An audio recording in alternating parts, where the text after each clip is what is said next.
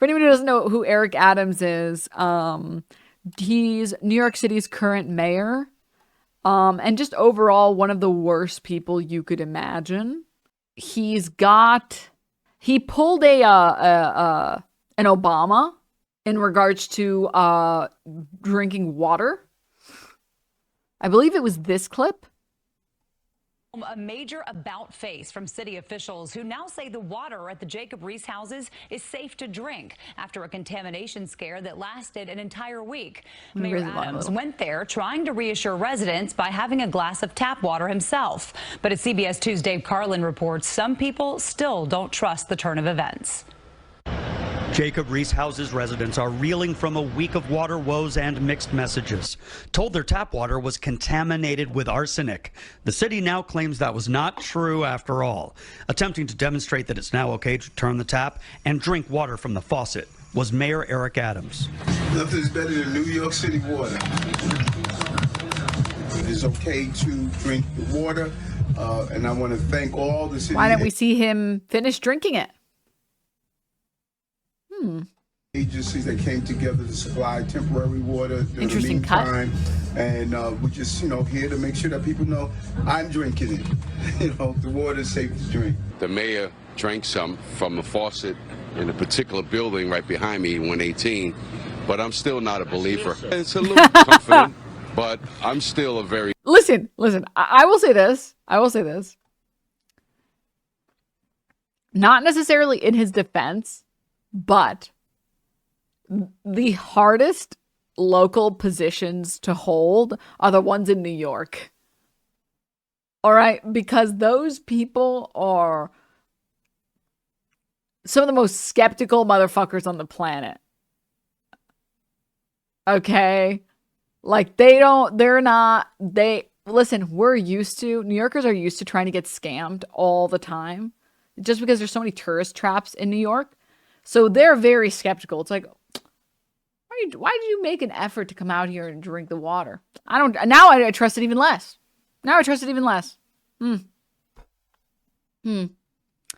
So it's hard to be a New York mayor. That's all I'm going to say. Okay. It is hard because those people are brutal. They're brutal. There's never been a New York mayor that people have actually sort of unilaterally loved. very safeguarded person. The city said it wasn't okay. Now they're saying it is okay. City testing, but that does not remove the already mindset of worriness that these residents already have. Who do they trust now? The city released dozens of pages of lab results attempting to explain what went so wrong. The city claims the firm responsible for testing water samples botched the results. This document says the lab introduced the arsenic into testing samples on its own. And here it reads EMT retracts these results. And on this page, initial results were incorrect. A second firm was brought in, and now samples tested negative for arsenic. I'm going to wait over a prolonged period of time before I'm really sold on that for myself. I'm a senior. I'm disabled. Saturday afternoon, Dave Braswell was given cases of water and some food. 1,000 sandwiches were donated as politicians, community activists, and private businesses pitched in to help these residents. People from NYC, people from a city council, district leaders are here, and they're helping the community out, doing what they're supposed to be doing. Several city politicians are calling for a full investigation into this scare they say turned into an unnecessary fiasco. In the East Village, Dave Carlin, CBS 2 News. As we've been reporting, public advocate Jumaane Williams is among those criticizing the way this was handled. He said, quote, NYCHA has again failed a test of its management. So that was the most recent stunt that I saw that he tried pulling that did not play out in his favor. He's got a bit of a Kamala Harris going on where he's a fucking cop. Let's see here. He was an officer in the New York City Transit Police. Those are basically the people that like arrest you for not wanting to pay to take the subway, and you, what it's called is jumping the gate. Like jumping the turnstile because you don't want to pay. You just like literally jump it. Those are the people that arrest those people. And the New York City Transit Police they're also the people that just like stop and frisk, which is, hey, we think we're doing a random stop and frisk where we make sure you don't have anything dangerous on you. But it's always black people that get stopped and frisked. Fair hopping is a victimless crime. Based. They mostly just beat up homeless people inside the station. Yeah. And he also, what's it called? Was an officer in the new NYPD, retiring at the rank of.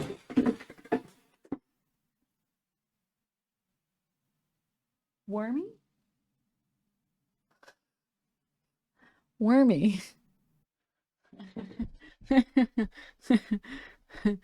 Dennis was just talking about how agile Wormy is. She jumped on something that I just recently set up, but it's not very stable. And she jumped where it wasn't stable. And so it slipped and fell behind the shelves while she was still on it. The thing is, you can have like a as high of a dex as you can. You can have max dex. You're still going to you're still going to roll nat ones sometimes. Everyone rolls nat one sometimes. That was her designated nat one. She had a bad roll. And also, I set her up for failure because I haven't secured. I got her like a little heating mat and I put it on these shelves that I have. But the heating mat is like bigger than the shelves and I haven't attached it to the shelves. So when she went to jump, it like wobbled and it slipped behind the shelves. So that was my bad, honestly. That was my bad. Are we talking about our boy Eric? Did you talk about how he had a whole campaign blaming black men for sagging their pants as the reason they were getting attacked by cops? He's such a bald bitch. Well, him being bald has nothing to do with it. But yes. Yes. He's just like a generally not great person. As you can see here, look, I'll just read the first paragraph and it'll tell you everything you need to know about him. Wait, Eric Adams literally tells a story about how he was treated like shit by the cops when he was a teenager and that made him want to be able to wield that power, no joke. You wouldn't happen to have a clip for that, would you? It says here, Adam was elected mayor in 2021. He won by a landslide over the Republican nominee. Shocker. Republicans don't win in New York City. Adam was sworn in as mayor after midnight on January 1st, 2022. As mayor, he has taken what is seen as a tough on crime approach and reintroduced a plain-clothed unit of police officers that had been disbanded by the previous administration. He has also implemented a zero-tolerance policy on homeless people sleeping in subway cars alongside increased police presence. So that's the type of guy this guy is. Also known as a total piece of shit. You know.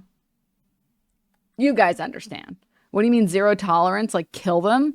No, like you just arrest them. Or like, if you don't arrest them, you just like, what is it called? Just get them off the subway carts and like grab them and be like, get the fuck out of the subway cart. You can't sleep here. So instead of having a zero tolerance policy in like the way that maybe I mean it, like I don't want people to become homeless. I want people to be able to like even if you lose your home or you lose your job or whatever, you should be able to go somewhere that same day and receive housing. Like I want people to not be homeless for more than 5 seconds. But that's not what this guy means when he says zero tolerance policy on homeless. On the homeless. Anyways, so he recently, I guess, debated or spoke to Olurinatti. I believe I'm pronouncing it correctly. So let's watch it, shall we? And from my understanding, he got absolutely fucking railed in this debate. I was just watching a little. I was just watching this clip. If you want a little teaser. Oh yeah. Conducted an analysis. Conducted an analysis. It says here, from Lolo calls out. Olay calls out Eric Adams for re-implementing stop and frisk. His reply. I hope he redacted in Minecraft People Smile. People smile. The federal monitor that reports NYPD conduct has been here since before he got here. Okay, basically re-implementing stop and frisk. For people who don't know what stop and frisk is, it's basically you will get randomly searched in the subway. Kind of the same way that, like, I know Hassan has talked about it, but even myself, I can walk through TSA, no problem. No problem. I have never had problems walking through TSA. I honestly don't even bother showing up early for my flights because I know it's just like a 5-minute walk through. I just shove my shit. And I usually travel pretty light. Woman privileges, the TSA doesn't consider you a threat, so they just let you go through really fast. However, having an Arab name means that anytime I check in luggage, literally every single time I have checked my luggage, I always get a slip in my luggage that says it was randomly selected to be searched.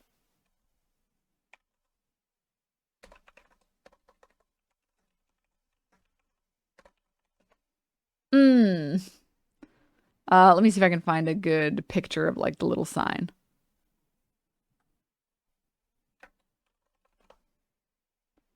Here we go.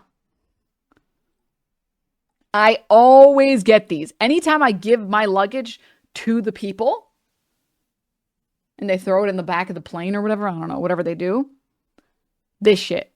Always, always at the top of my pile when I finally open my suitcase, one of these. Notice of baggage inspection. For you and your fellow passengers, the TSA is required by law to this one is to inspect all checked baggage. Oh no, because it says all as part of this process, some bags are opened. Your bag was among these selected for physical inspection. What? Did they just put the all in and hoping that you won't check the rest of it?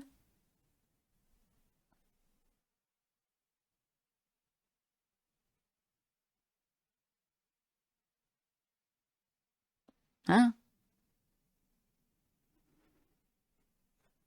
I think that they mean they all go through the scanner. Ah, okay. Okay, yeah. I mean, all of them definitely go through the scanner for sure, right? But mine always gets opened. Isn't that weird that mine always gets opened? And that I always get this notice every time I've checked in my luggage? Just statistically speaking, isn't that crazy? Isn't that insane? Wow. Crazy. They search my dreadlocks, never mind my case.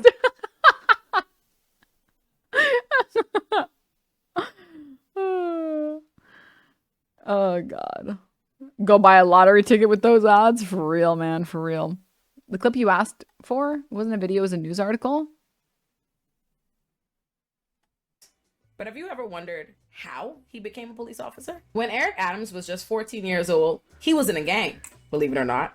He and his brother stole a TV set and a money order and were later arrested when Adams tried to cash that money order. Adams said that at the station, 2 white cops took the boys downstairs and began to beat them down, kicking them in their groin and testicle areas so that the injuries wouldn't show up. But that a black cop eventually looked into the room and told the officers, that's enough. They beat Eric Adams so bad that he said that he had blood in his urine for 7 days and they sent him to juvie. Adams said that it made his brother develop a deep hatred for the cops, but not him.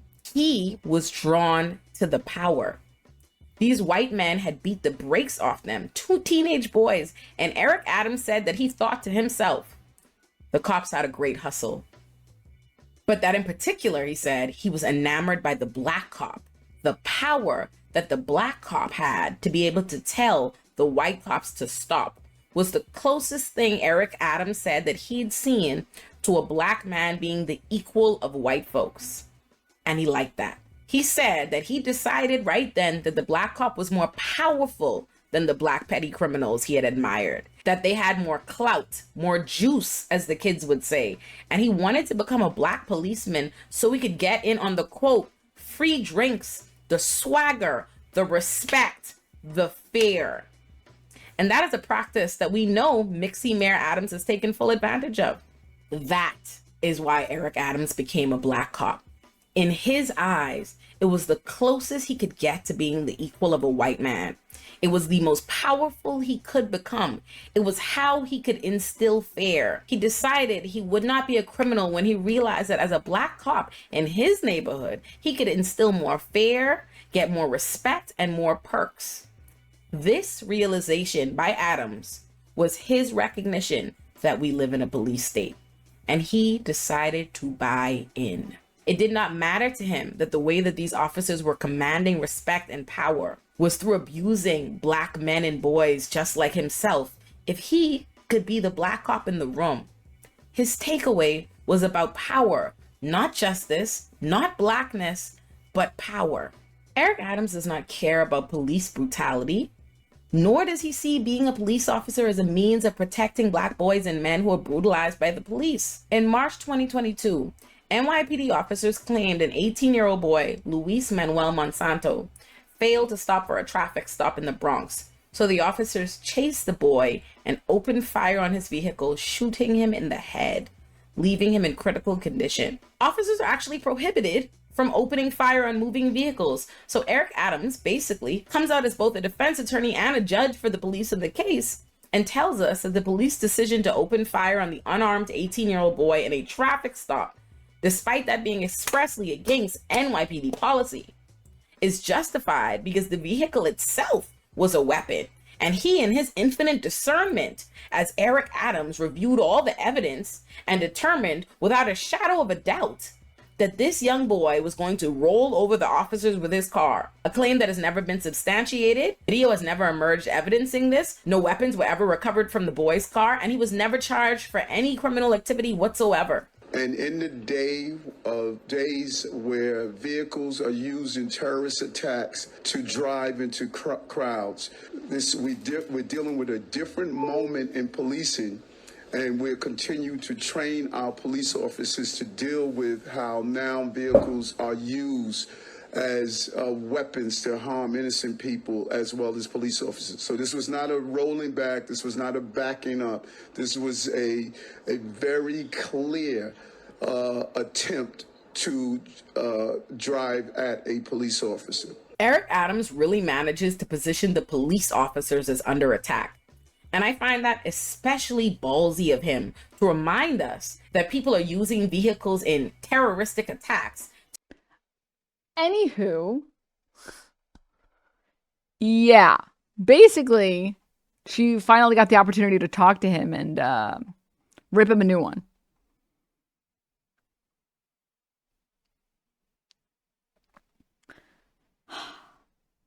I just this guy is a real piece of shit. That's what I'm saying. And I was trying to say earlier, it's stop and frisk. Stop and frisk basically does the same thing as random TSA checks, which is just, oh, you're existing in the subway while black. We're just going to randomly search you. Congrats, you've been the victory or the winner of a random search. Isn't it so weird that 95% of our random searches happen to be black people? So weird. And he is in favor of increasing stop and frisk and bringing it back in a big way. Moving on. Let's watch this clip. Let's watch tasked with ensuring that NYPD is following the law. Conducted an analysis.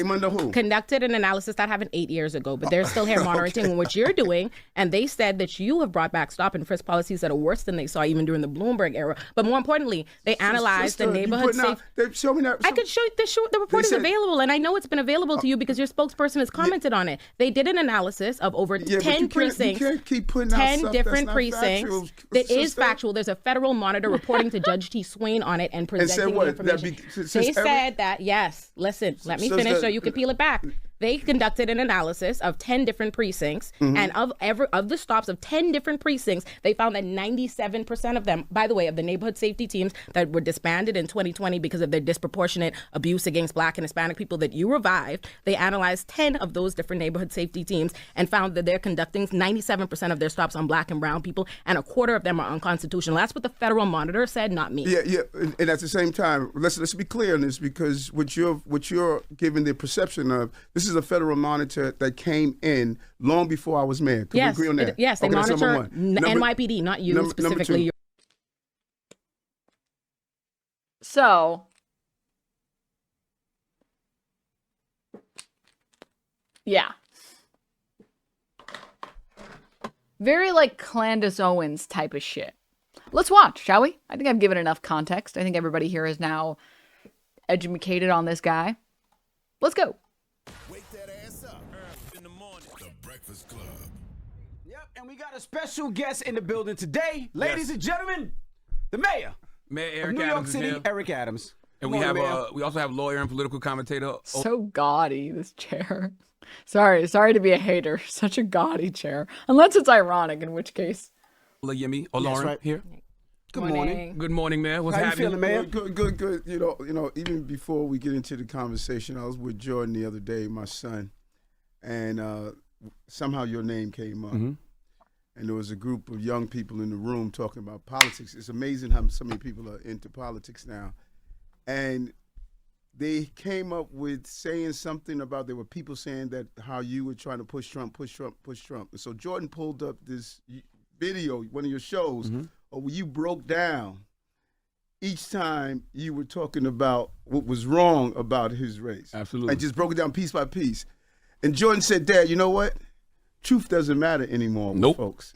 People don't care about truth. Nobody cares about the truth. They don't care about fact. Facts no longer exist. I've never pushed Trump. I actually do the opposite. Exactly. Yeah. But we are in a generation where everyone gets up in the morning, look on social media, and whatever's on there, they identify it as the facts. The headlines. Exactly. Mm-hmm. No one goes into the body of the story. Everybody's just, well, you know what? This is what the headlines say, and that's the reality of it.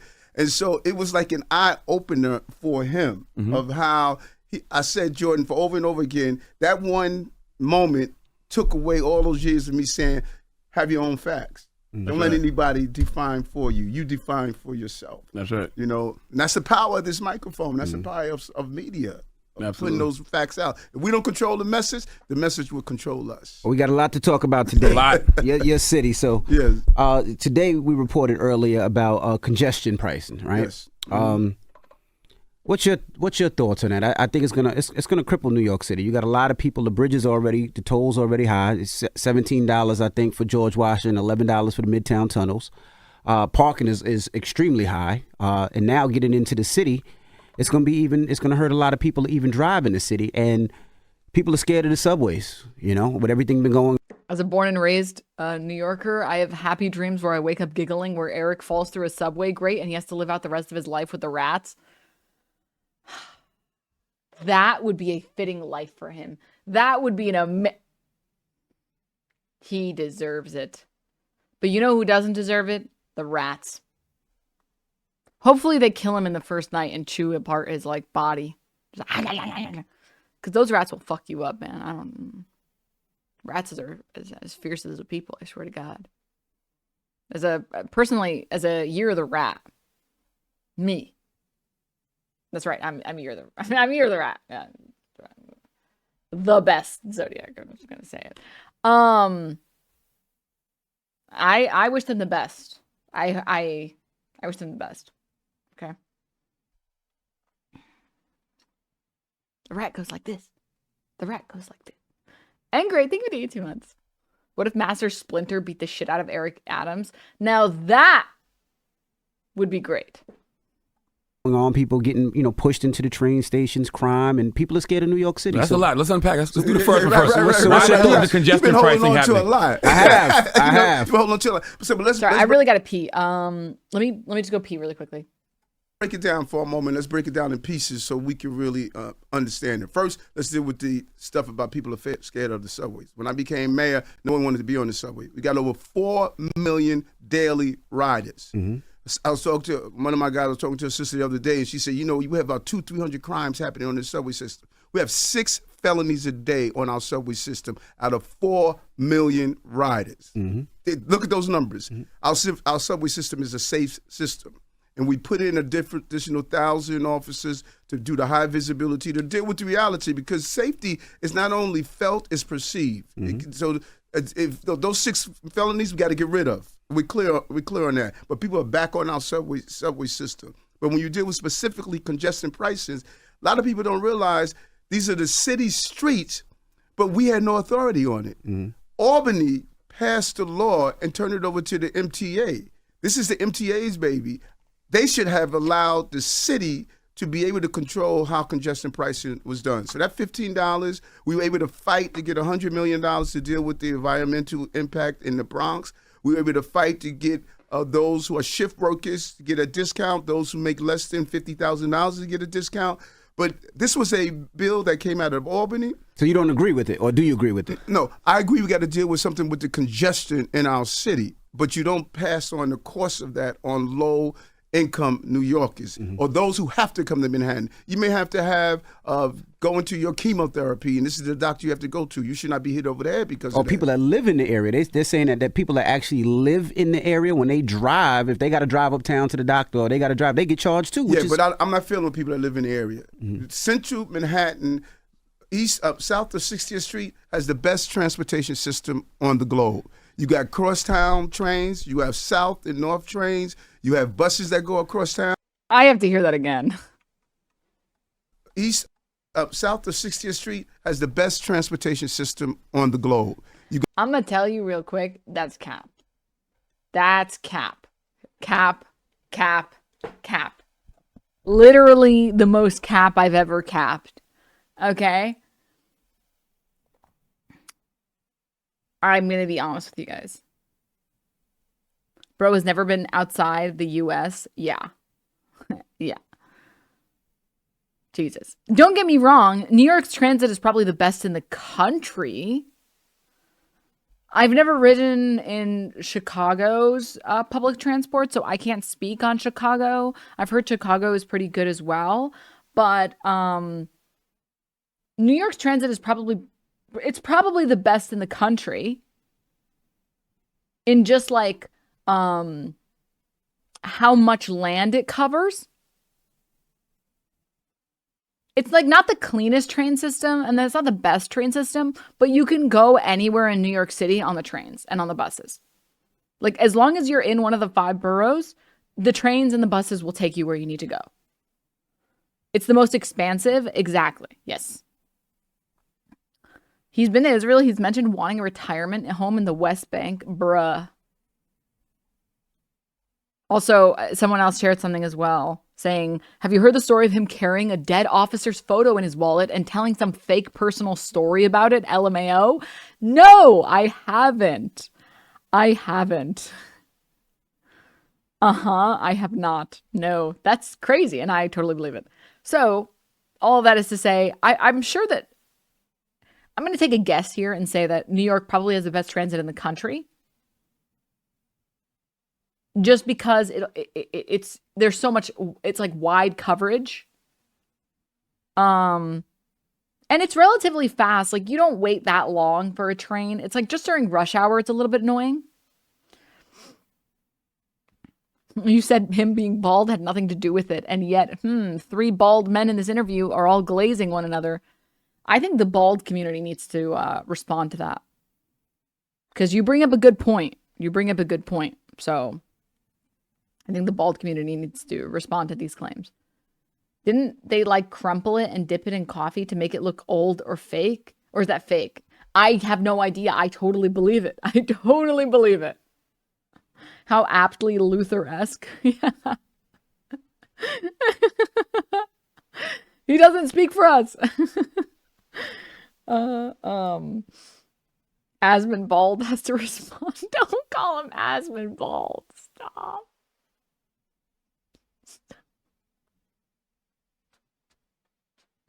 Honestly, my problem with Asmongold is not that he's balding. It's that the hair that he has, he doesn't take care of it. So it's all like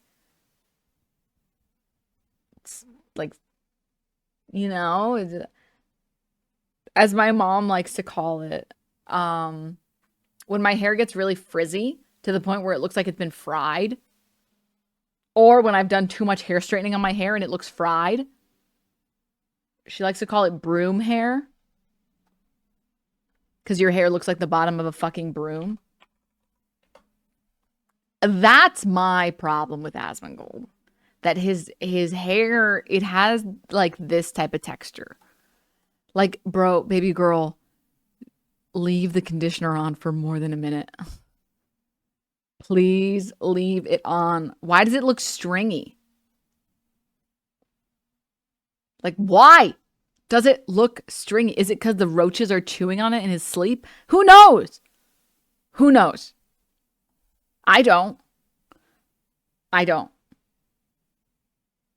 even think Asmongold is really balding naturally as much as his hair is just trying to escape his body. You could be correct on that one. You guys stop. I'm catching strays. Sorry, Marianne.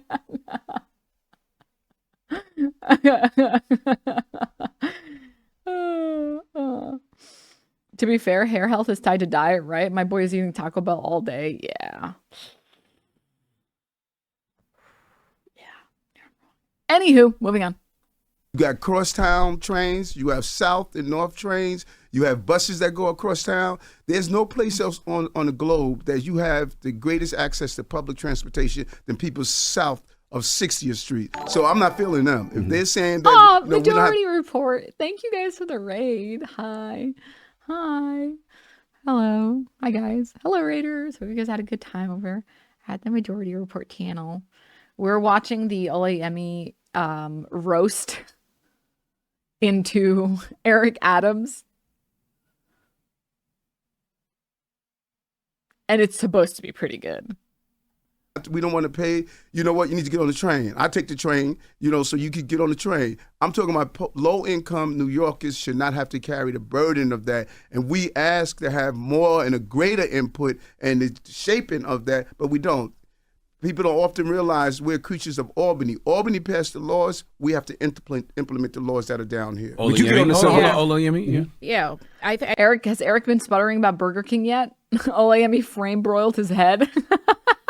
I think you're right that there is a difference between perception and fact and how people feel about safety and the way people feel about the subways. And I think it's your own rhetoric about the subways that has a lot to do with why people feel scared, despite the fact that millions of people ride the subway every day without incident. But you've continued to fearmonger about crime in the subways. You've added 2,000 police officers, despite the fact that you've acknowledged that the subways are not that dangerous. And I think you're right.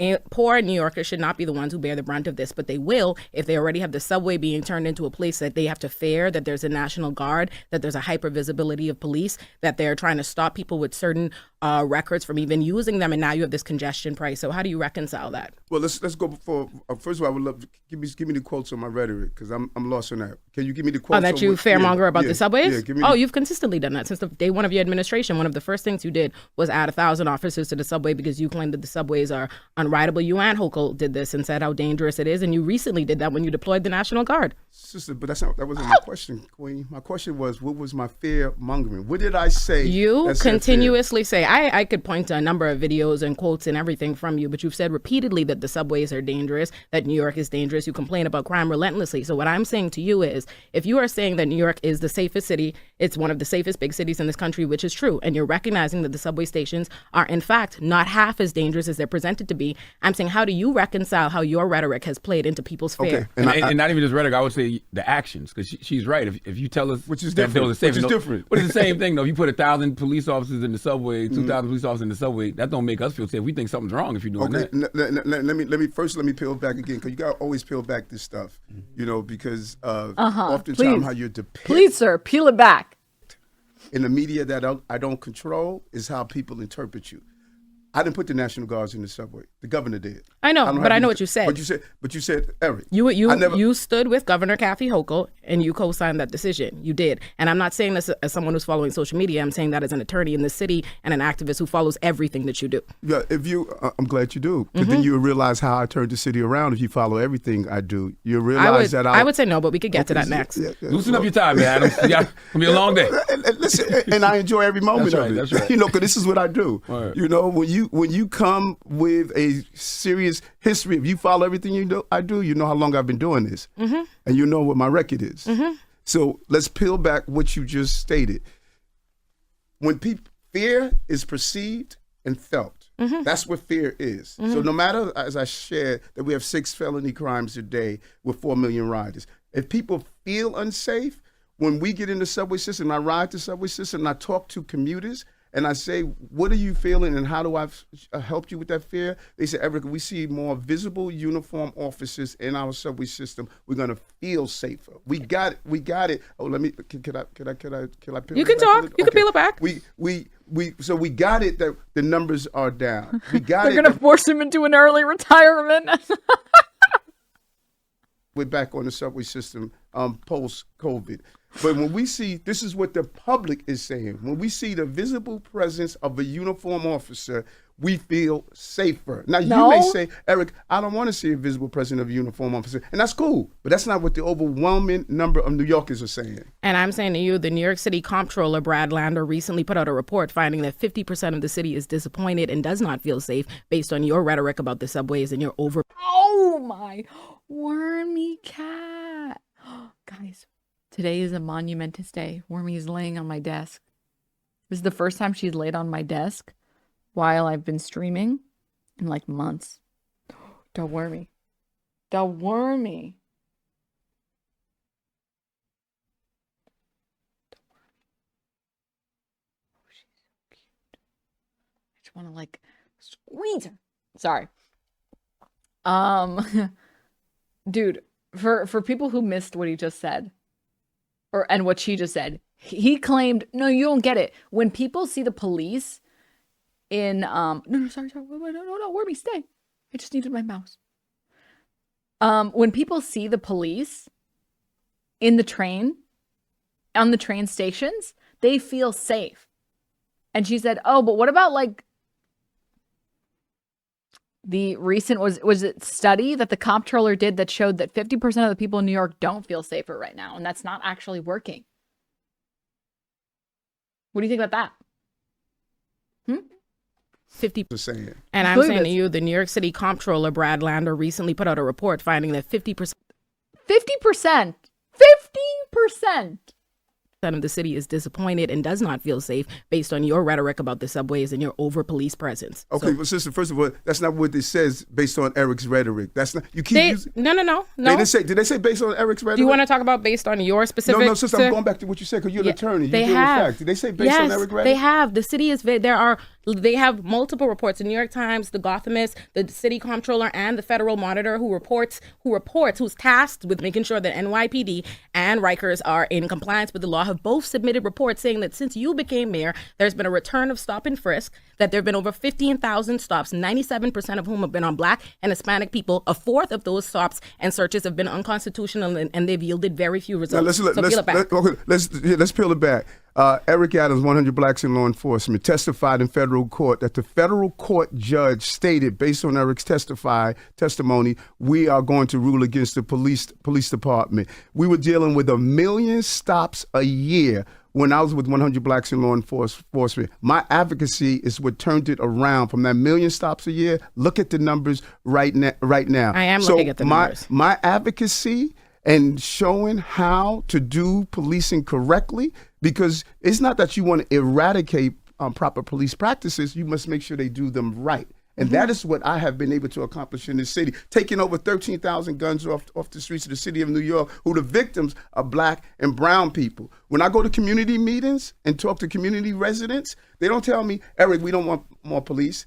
They say, Eric, we want our police doing their jobs correctly. And that is what I'm doing. The Federal Monitor, who is tasked with ensuring that NYPD is following the law, conducted an analysis. Came under who? Conducted an analysis that happened 8 years ago, but they're still here monitoring what you're doing. And they said that you have brought back stop and frisk policies that are worse than they saw even during the Bloomberg era. But more importantly, they analyzed the neighborhood safe. Show me that. I could show you the report is available, and I know it's been available to you because your spokesperson has commented on it. They did an analysis of over 10 precincts, you can't keep putting out 10 stuff different that's precincts. Factual, that is factual. There's a Federal Monitor reporting to Judge T. Swain on it and presenting the information. They said that, yes, listen, let me finish so you can peel it back. They conducted an analysis of 10 different precincts, and of the stops of 10 different precincts, they found that 97% of them, by the way, of the neighborhood safety teams that were disbanded in 2020 because of their disproportionate abuse against Black and Hispanic people that you revived, they analyzed 10 of those different neighborhood safety teams and found that they're conducting 97% of their stops on Black and brown people, and a quarter of them are unconstitutional. That's what the Federal Monitor said, not me. Yeah. And at the same time, let's be clear on this, because what you're giving the perception of, this is a Federal Monitor that came in long before I was mayor. Can we agree on that? Yes, they Okay, that's monitor. number one. He literally didn't know what to say about it. We literally didn't know what to say. He didn't know what to say. Oh my God, she's eating. She is eating breakfast, lunch, and dinner like on his corpse. I would uninstall my computer at this point. I would uninstall life. Again, for people who missed it, because she's not just a chef. She's like a high-speed chef. She's doing it with no gaps, no pauses, nothing.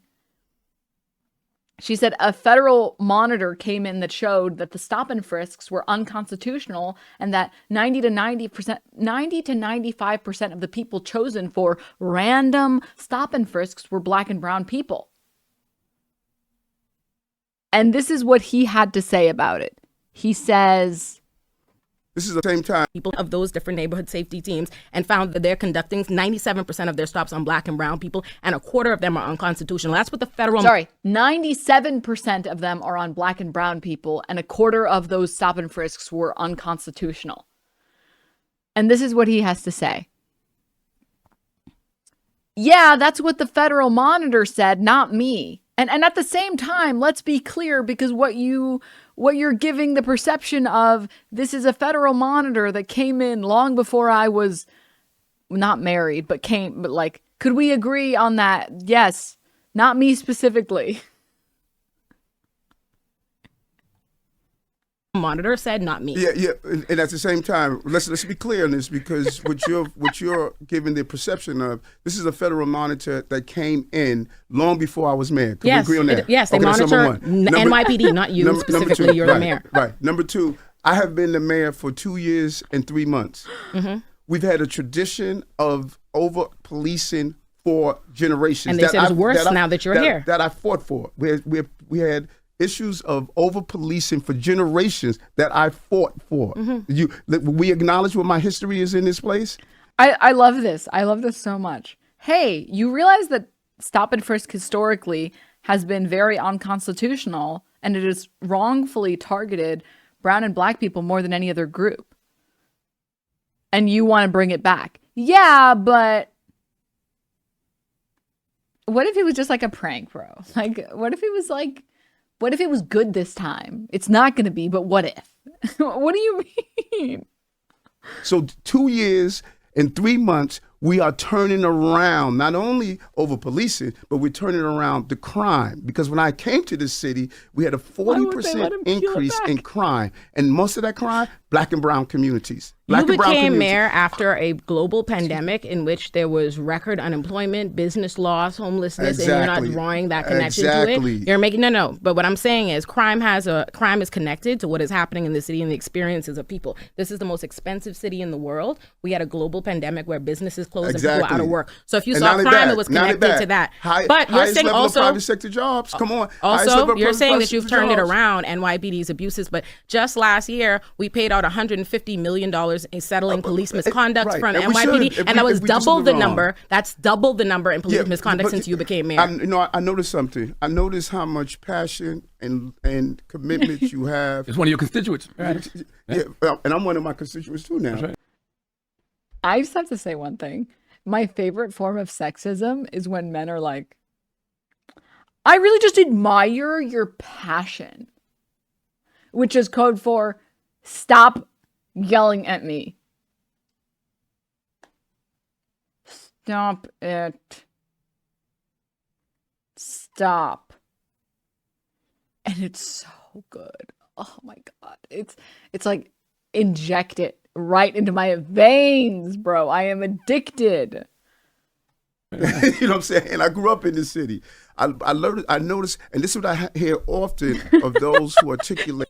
So he is so shook. He can't even make a sentence. Do you hear this?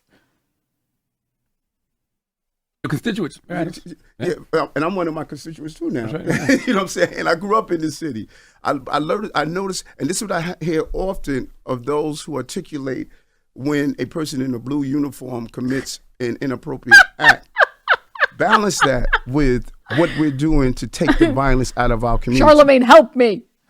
Because I know what I hear when I go to these community meetings. I know what I hear when I go speak to these mothers who lost their children to violence. I know what I hear. You're not even talking about that at all. You know, first of all, I was a public defender. New Yorkers don't feel safe. But that's what you said. That's what you said. And my original question was about how you relate to that. You said that New Yorkers don't feel safer. Yeah. So there was a poll that came out last week. Yeah. Right. Right. And in that poll that came out by the CBC, it stated that the priorities of Mayor Adams is moving the city in the right direction. Mm-hmm. My priority. Now remember, 2 years, 3 months, brother.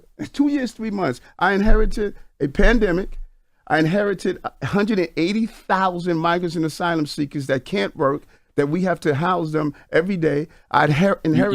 You called for a lot of them too, though. No, we didn't, brother. You said it was a sanctuary city. You told them. Okay, let's see. That's why it's important. That's why it's important to have this conversation, because sanctuary city and the migrants and asylum seekers are two different issues. Sanctuary city, if you're undocumented, we can't turn you over to ICE or authority. Migrants and asylum seekers were paroled into here. They're here legally. They were paroled into. But what the federal government did and Governor Abbott did, they said, we're going to send them up to Chicago, New York, Boston. And the federal government is saying, Eric, you can't allow them to work. You got to give them housing. You can't stop the buses from coming in. You cannot turn them over to ICE. All of that is illegal. If I do that, we'll be breaking law. So when people look at the migrants that are here, we didn't call people to come here. They were sent here by Governor Abbott. And the failure to secure our borders is allowing this to continue. And we're not getting any money from. We got about $100 million out of a $4 billion price tag. Look at Chicago right now. Look what's happening in Chicago right now. My brother, Mayor Johnson over there, what's happening with him. Look what's happening in Boston. Look what's happening in Houston, Los Angeles. And then do a comparative analysis of what's happening on our streets here. Wow, we dealt with that crisis, turn around our economy, outpacing the state in reading and math of our young people. I love how she was like, yeah, but you're taking a lot of credit for just having existed when we were starting to recover from COVID.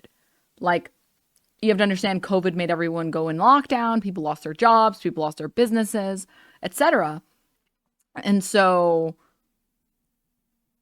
of course, when you take office, all of that stuff is going to get better. But a lot of that has to do with like federal policy as well. And just eventually people are going to have to go back to work. So you kind of like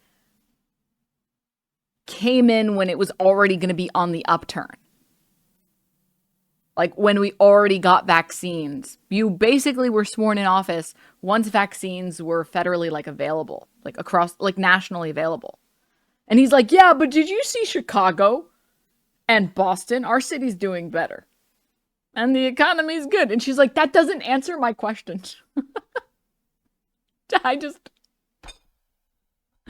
Oh, I'm sorry for waking you, Wormy. I won't slam the desk anymore. I'm sorry. I've been on Rikers Island more than any mayor in the history of the city, talking with inmates and correction officers to turn around what's happening on Rikers Island. I know you go to Rikers in 2022 when there were 3 deaths back to back because corrections officers left their posts and allowed it to happen. You went to Rikers to express your support for the corrections officer. I know you go to Rikers. I do want you to do, Eric, Mayor Adams.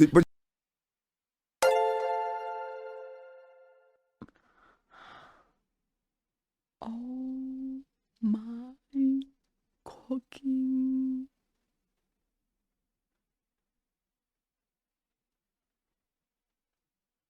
Here is I believe this is a picture of Rikers Island.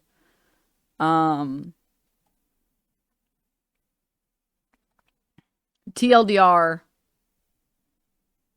little strip of land in between. Is it Manhattan, Queens? I always forget. No, that's Roosevelt Island. It's not the right picture, is it? No, this is Prison Island, basically. That's all you need to know. Here's a Jacobin article on Rikers Island. Rikers Island is a human rights atrocity. New York must close it immediately, with a picture of a solitary confinement cell in the Rikers Island jail. Looks good to me. Looks good to me.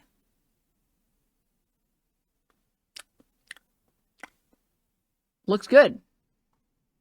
Nothing seems bad about that. Surely the article is going to talk about the stellar service that they receive, right?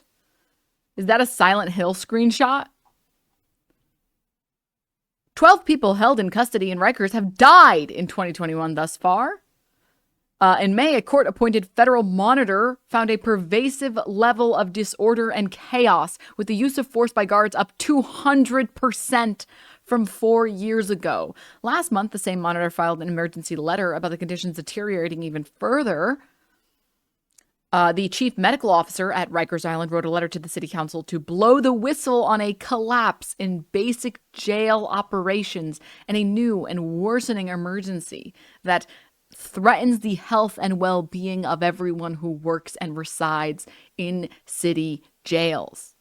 3 days later, I exercised my legal right as state elected official to inspect the local correctional facilities and visited Rikers Island along with 12 other lawmakers. I knew the conditions were bad, but nothing prepared me for the level of abuse and neglect that I witnessed there. I met men who had been stuck for days in the intake center, held in overcrowded cells and temporary pens without toilets, cut off from contact with their family and attorney. I learned that in some cases, families tried posting bail, but no one was bringing the detainee to their court appearances where they would be released.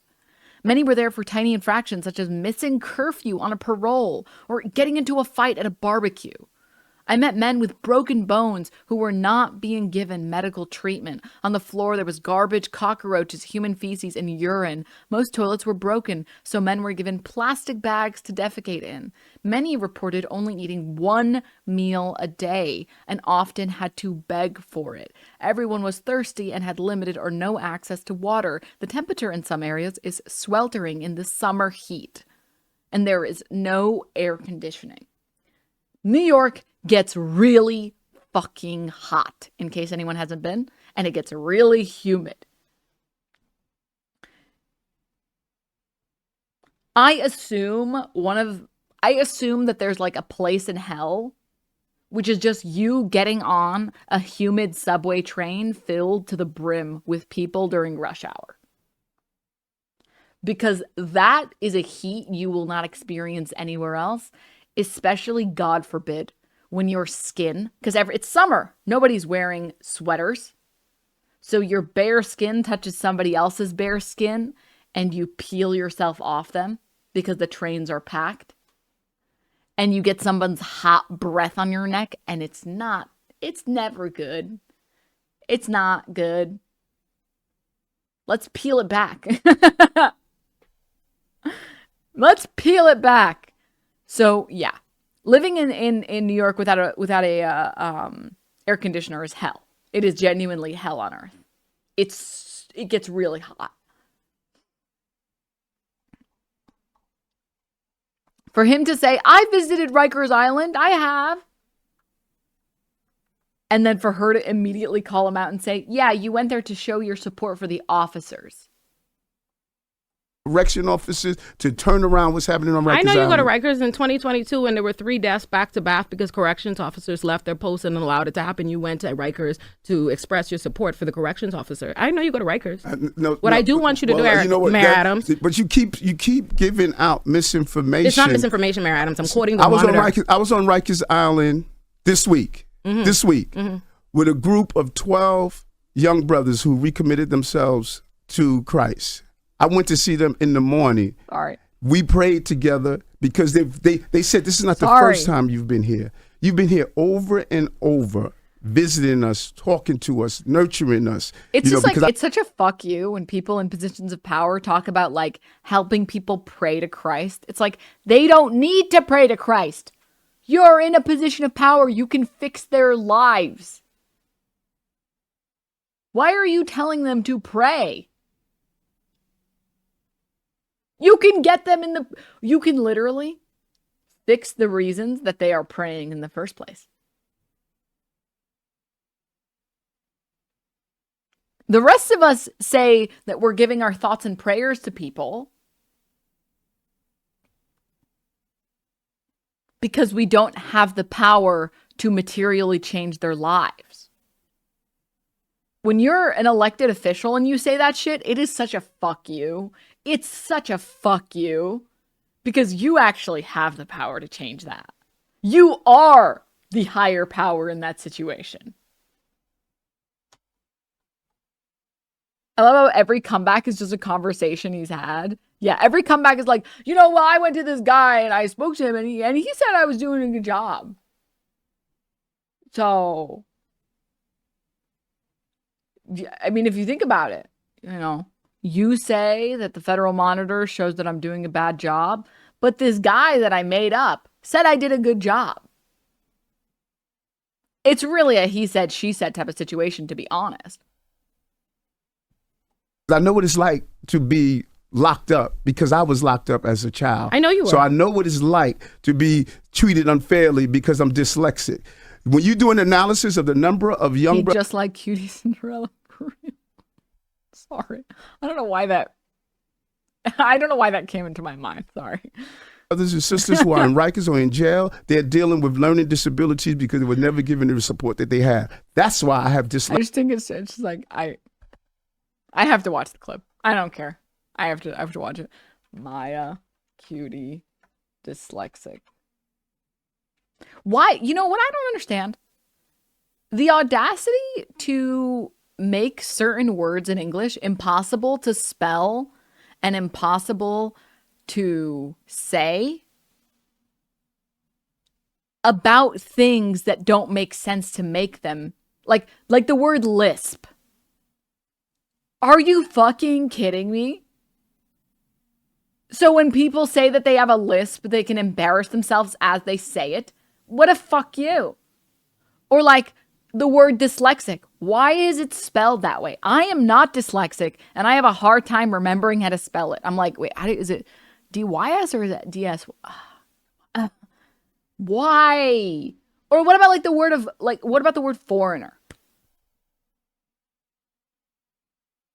Oh, you're a foreigner. Oh, I'm sure that that's spelled in a totally normal way. Me as a foreigner, surely the word that describes us is easy to spell and say, right? But it's actually spelled foreigner. Are you kidding me?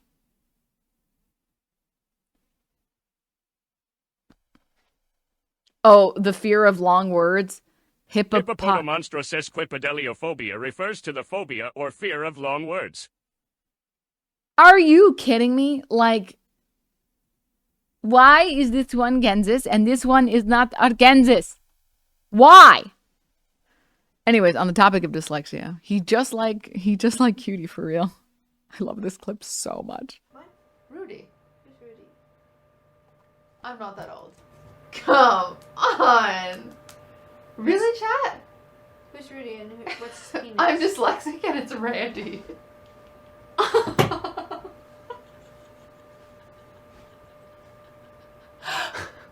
you really dyslexic? Yeah, severely. What do you think I spell everything wrong? I thought you were dumb.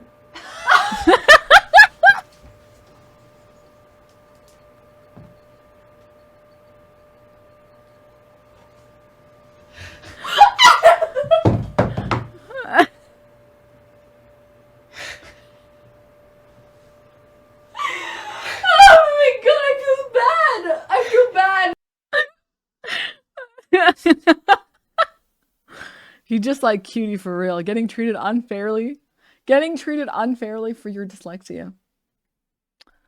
SMH my head. Dyslexia screening so we can catch people who are thrown overboard before they get thrown overboard. So we have a philosophical disagreement. I'm glad that you brought up Rikers. Your feelings towards police is different from mine. These are not my. This is not about my feelings to police. This is about the actual statistics that I presented from the Federal Monitor monitoring with you. What do you say about her statistics, though? 'Cause, I mean, these are statistics. These are Federal Monitor. Are you disputing with the Federal Monitor and the actual and the comptroller? Think about this for a moment. Controller Brad Lander. Okay, please. If we're gonna throw people in names on who we're independent sources, he should not be one of them. Think about this Federal Monitor. The one that was independently elected by the people of New York, placed there. But I was independently elected also. And we've been there, and I'm addressing you. So think about this for a moment. The Federal Monitor wants to take over Rikers, okay? Rikers has been dysfunctional for generations. I came in, decreased violence. What does this camera work? Why did you bring that up? Why does the camera work like an A24 film? Incentive programs for young people there, but I didn't do it from a distance. I went to Rikers and walked the halls and talked with inmates. We're doing workshops and support groups with inmates and find out, what do you need to be here? We instituted real... Isn't it so cute? Isn't it so cute that he stopped talking to her and now he's just talking to him? Isn't it so cute?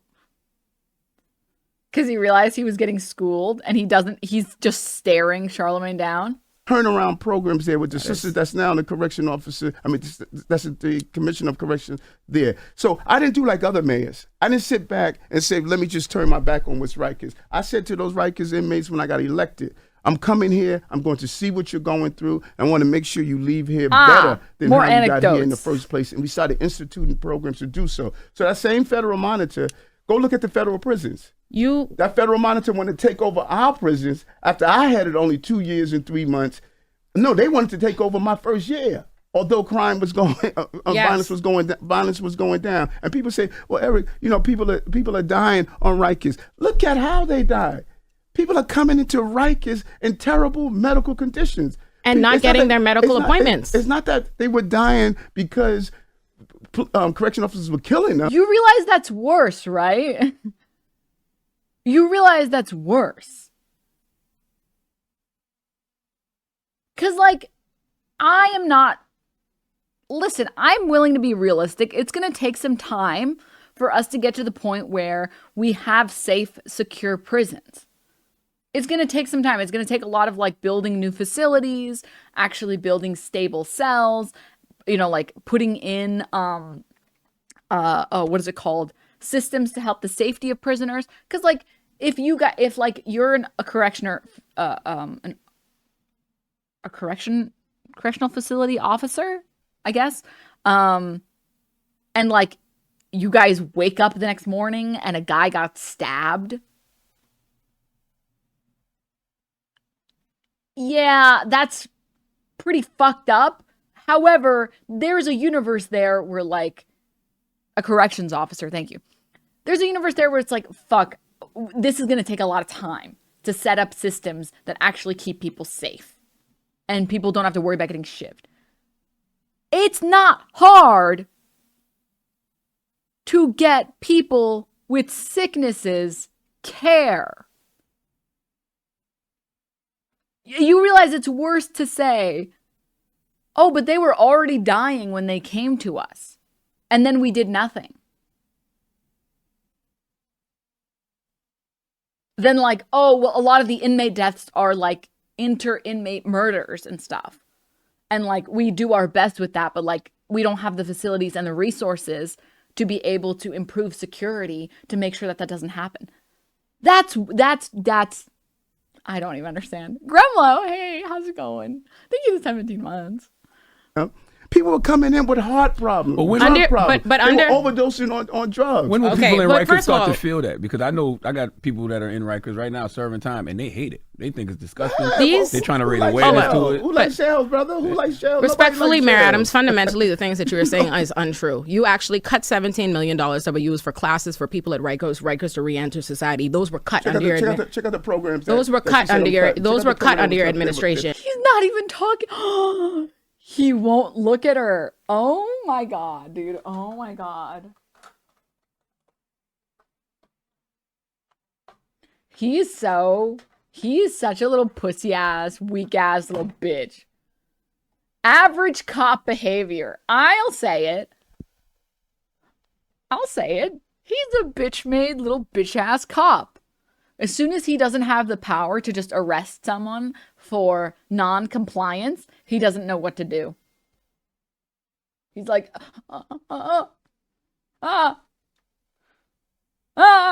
This quickly becomes the Charlemagne blowing bubbles on Adam's show. If I don't look at her, she's not here. She's not there. She's not there. She's not there. I just don't have to look at her and she's not there. She's not there.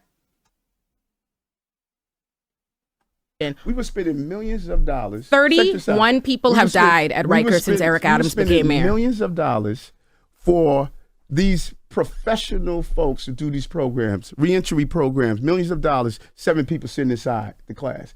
When I came into office, I said, wait a minute, why are we spending so much? I believe her when she says that's not true, considering that she's actually been listing off statistics and like actual numbers from reports, and he's just been giving examples. However, in addition, I mean, she came prepared. She came fucking prepared. What was I going to say? Oh, and the other thing is, if you're getting only 7 people in your classes, it sounds like you're just not running the program effectively. It doesn't seem like the solution is to cut the program. Also, the 7 people who were in those classes, they're being fucked.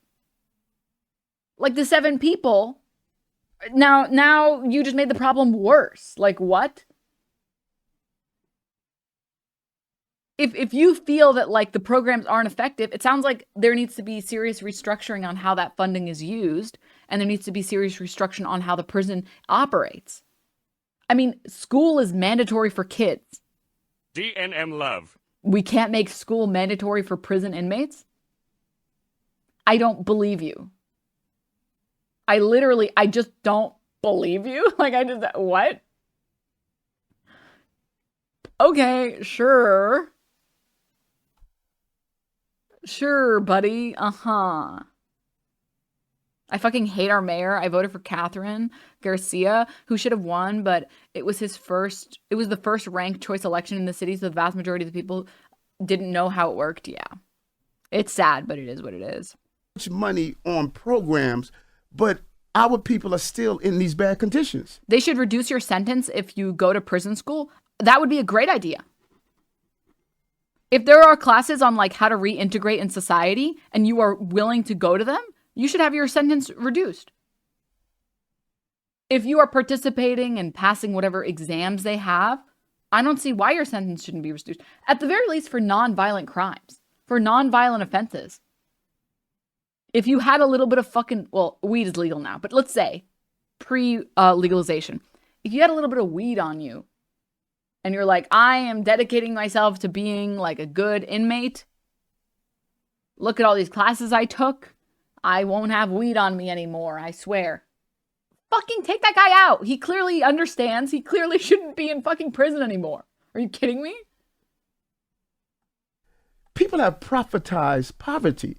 They're making so much money off of black and brown people because it's a lucrative business to come up with all these different programs, all these different ways. And then when you go to them and say, let me see the results of the programs that we're paying you millions of dollars for. And then you look and see, well, who's in charge of these programs? They don't look like us. Moments ago, you said you instituted programs. And when I brought up the fact that you actually cut programs, now you're anti-program. Okay, 31, at least 31 people have died at Rikers since you became mayor. That's why they're pushing for a receivership. Fatherless No More program. Fatherless No More. This was the brother, the pastor. Fatherless No More is called the program. And I would encourage you to come and check it out. This brother here, instead of saying, pay me millions of dollars to do a program to turn around the lives of our young More anecdotes. Young brothers in Rikers. He doesn't want money. He's committed to the cause. But you have these professional programs that were in place. And when I went to them and said, show me the results of what you've done in these programs. Show me what we produce for our millions of dollars. As in many of these programs in the city that I'm saying, we're no longer paying y'all to just play us year after year. So Fatherless No More is turning around. She totally cooked him. She like literally totally. I don't even know. I don't even know if this might be against TOS. I might get banned. This might be last stream. Because this is like murder on cam. like in 4K.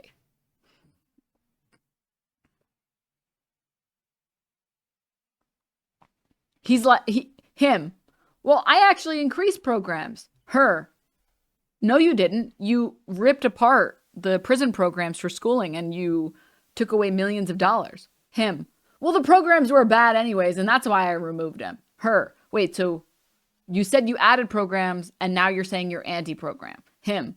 So there was this one guy I knew who did programs for free.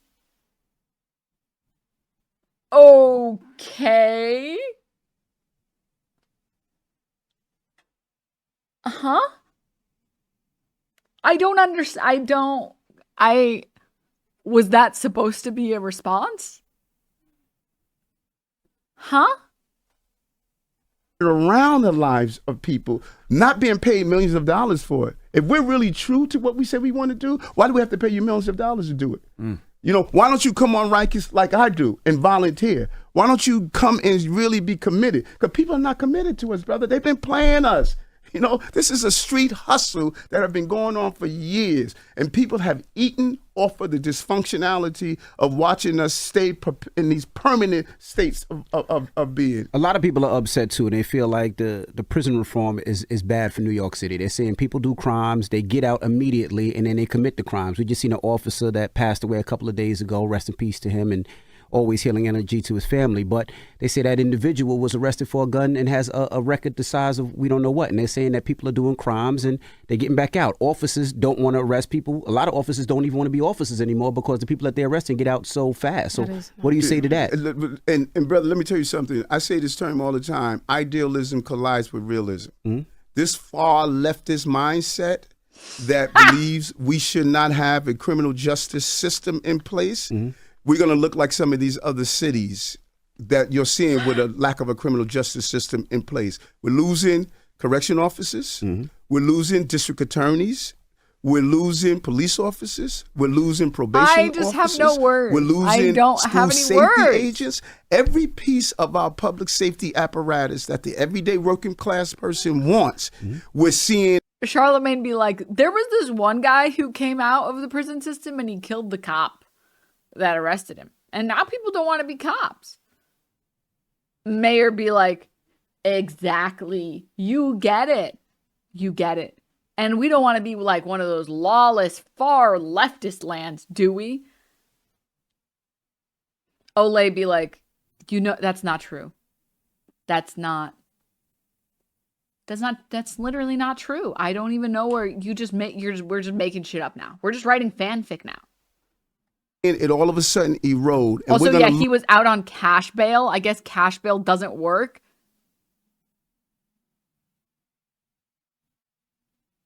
It's two dumb bitches telling each other, exactly. Lose the foundation of our prosperity, and that's public safety. So when you look at these cases, we have three problems in this city that if you dig into it, you'll see how they continue to intersect. I actually know the three problems between in New each York. other. What are they? Number one, Eric Adams. Number two, Eric Adams. Number three, Eric Adams. One, we have a recidivist problem. This is not true. It's a revolving door. 38 people that assaulted transit workers were arrested 1,100 times. 545 people that were arrested for shoplifting were arrested 7,500 times. The person who shot that police officer, his driver was just arrested for having a gun in April of last year. Now he's back doing the same thing all over again. These guys are arrested 10. What? His driver had a gun? I don't understand.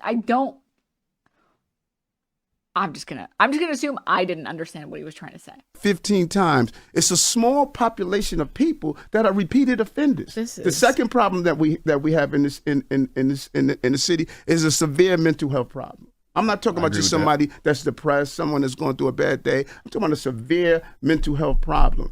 Go look at these cases of assaulting passengers, pushing people on the subway track. The cat that pushed the person on the subway track the other day, in and out of the system. And so when I came into office, I said, we can't keep just walking by these people that are dealing with severe mental health issues. We need to give them wraparound services and care. The far left pushed against me. Oh my You gosh. inhumane.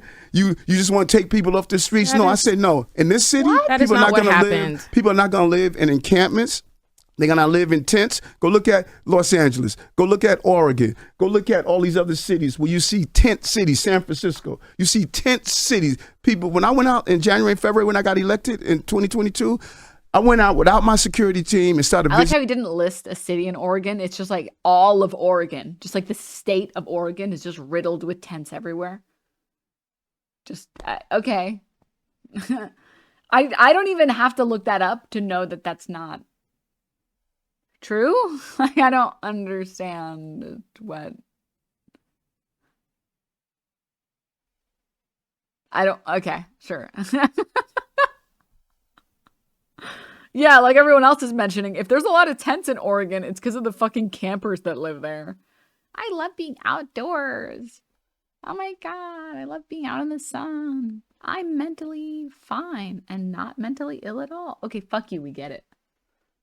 Visiting people in tents and encampments and started talking to them.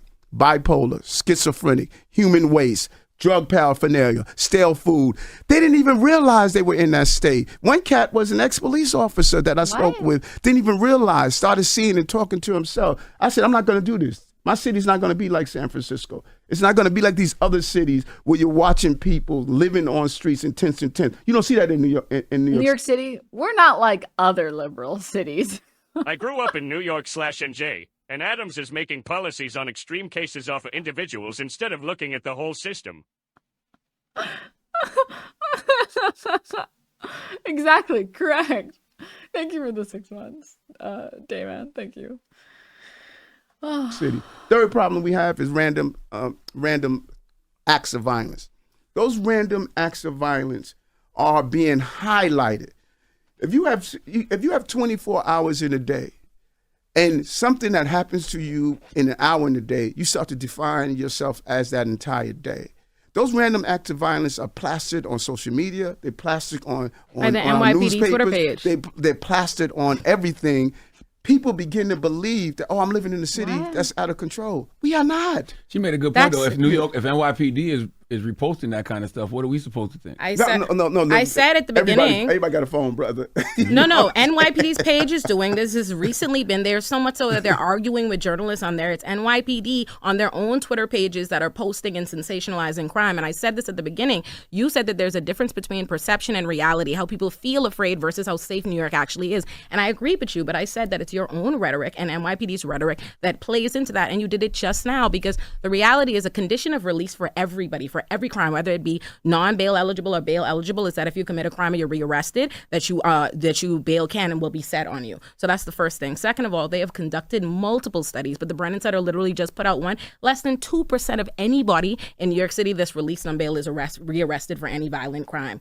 More importantly, in the same breath that you want to sensationalize me, want to highlight and point out, an officer was killed the other day, which is a rare occurrence across the United States, but let alone in New York. New York police officers have killed at least 7 people this year, including a 19-year-old. An NYPD officer killed a 19-year-old in Queens yesterday. I'm not going to dismiss the loss of a life of an innocent person that wears a uniform to protect us. But you do, of the 31 people dead at Rikers and the 19-year-old killed yesterday. I feel like I don't want to take you out of context, and I don't want people to all of a sudden criticize that you're being dismissive of a young man being shot Mayor and Adams, killed. that's not going to work on me. I'm not trying to work anything on you. I lost a member of the police department the same way I go to see the mother of the 11-year-old baby that was 11-month-old baby that was shot in the head. When I first became mayor, I sat in the hospital with her. More anecdotes. Oh my God. I don't give a fuck about some stupid ass, dumb ass, bitch ass baby that got shot in the head. Good. It was probably screaming and crying. It probably deserved it. Can we move on and actually talk about the systemic problems that you're supposed to solve as a fucking mayor? The same way I go visit these mothers who lose their children to gun violence, I go see them. Yes, but not the mothers of the people who are dying in Rikers. Just as I go to see the family member of a slain police officer, I go visit those parents that lose their loved ones to violence. Are you visiting the family of the? Do you do that? First of all, yes, I did. I held a Riker. I represented hundreds. You went to visit the family member of a slain officer? No, not the slain officer. Okay, of course you did. No, but what about the 19-year-old that was killed yesterday by by NYPD in Queens when he called for help. Have you said anything about that? Are you visiting them? Yeah, first of all, that's is New York safer or not? Mary? I'm sorry. Is New York safer or not? Okay, we just showed the graph that we put up, right? There's a graph that shows how many people murders based on 100,000 people. It shows a graph, each city, the large cities in America. New York is the least. Look at this photograph. New York is the photograph. safest big city in America. Should we say crime is down or should we say it's safe? Because I think it's a No, difference crime between is saying down, crime brother, is and down and safe. saying something is safe. And say, well, random's Like if I'm 330 pounds. Like this, if you need evidence of the fact that you as a woman, you have to be so much smarter than the people around you to garner a fraction of the respect. This is the only proof you need. You need to be twice as smart as the men around you. And even then you won't be respected. And as a black woman, you have to be like 5 times as smart as the men around you.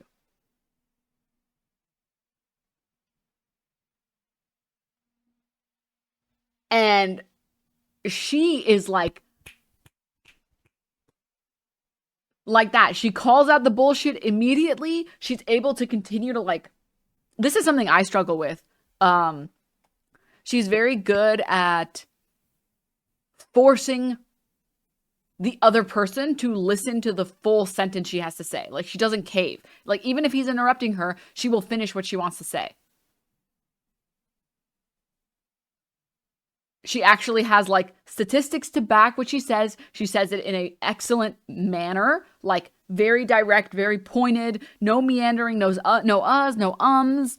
Unlike myself, which I could fucking learn a lesson or two.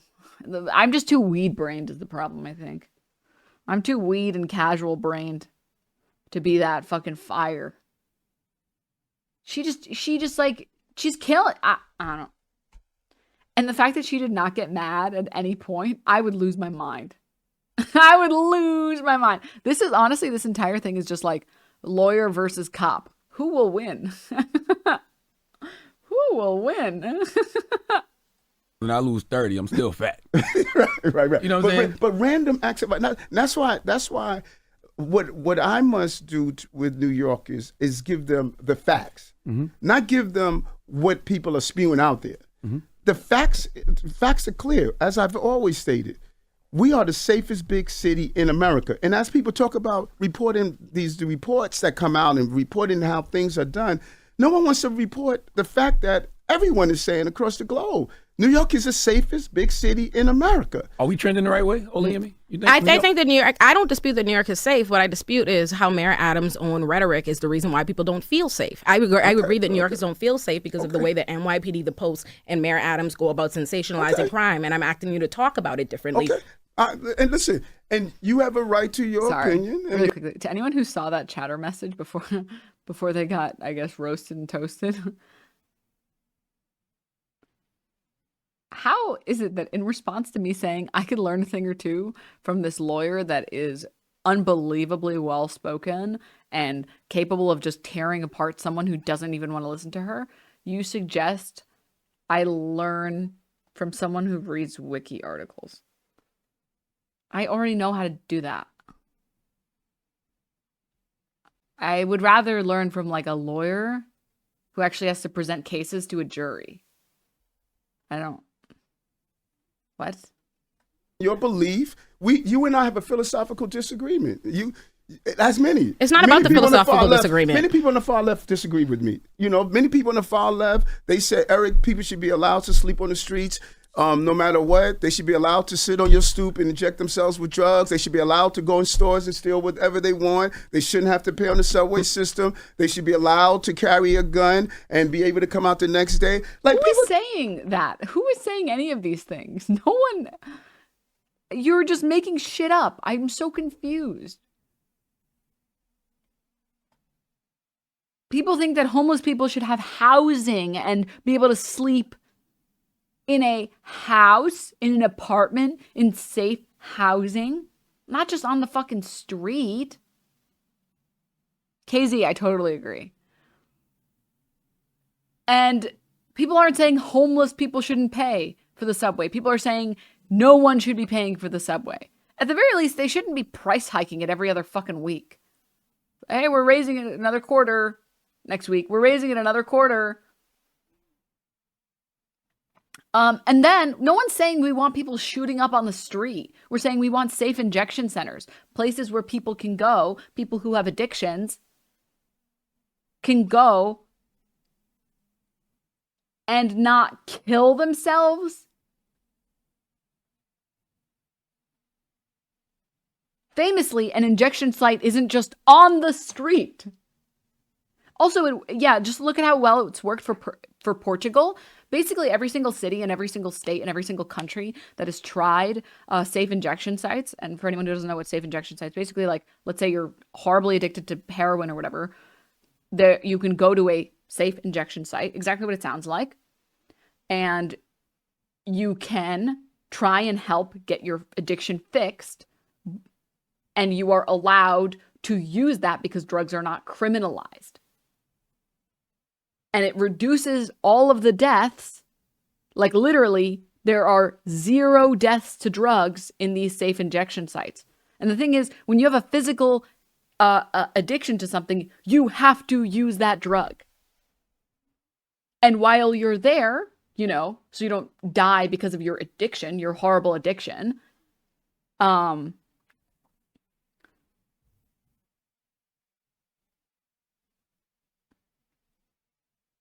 they will try and push you into getting rehab or like going to rehab.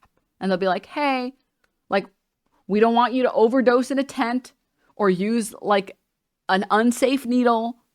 We want you to do it in a safe place. There's a medical team here to help you. And we really, really, really do want you to try and get into rehab. Here are the programs we have. And they're just, every time you go, they're going to be like, we really recommend rehab. We really recommend rehab. We can't force you into it, but like, here's our program. You can go here, spend 2 weeks there. It'll make a huge difference. And those actually have decreased. First of all, drug-induced deaths, drastic decrease, which I would say people dying to some random ass fucking drugs on the street is bad. It's kind of like abortions. Women are going to get abortions no matter what. It doesn't matter if you make them unsafe. It doesn't matter. Women who want to get abortions will get abortions. If that means some of them are going to die as like part of the risk, they'll still fucking do it. And so if some people who are addicted are going to do those drugs no matter what, isn't it our responsibility as a society to provide them clean, safe places to do that? And gently push them into rehab and help them get help? Because addiction is like an illness. It's like they need help. It's not a failing of a character. It's not a failing of a person. It's not that you didn't bootstraps hard enough. It's that you need help. You need serious, like, healthcare. We shouldn't be like fucking imprisoning you. That's not going to help you. And if you look at any of the places that have tried this, all of them have decreased rates of addiction, have decreased rates of drug use deaths. And from the last time I checked, it's either 100% or like near 100%, like 0 death rate. I guess the other way around. It's like 0% of people are dying at these safe injection sites. Not surprising considering that there's medical staff there and clean needles and what is it called? Safe drugs that aren't laced. Oh, and Narcan. Exactly.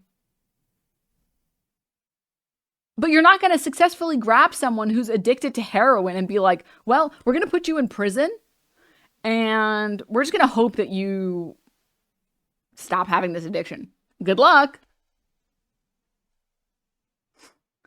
Now, I haven't been physically addicted to a drug before, thankfully. But I've met a lot of people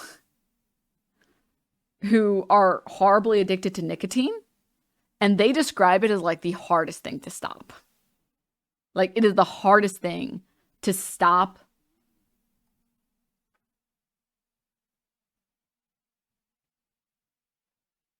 using drugs.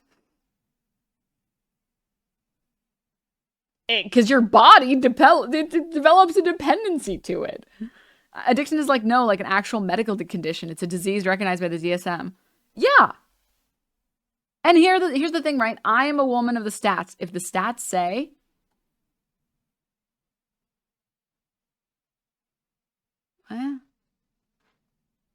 what does this mean? If my best friend is a smoker that's quit 100 times, it's hard. If the stats say that people stop using drugs and the rates of drug abuse and addiction go down when you have safe injection sites, I'm going to be pro safe injection sites.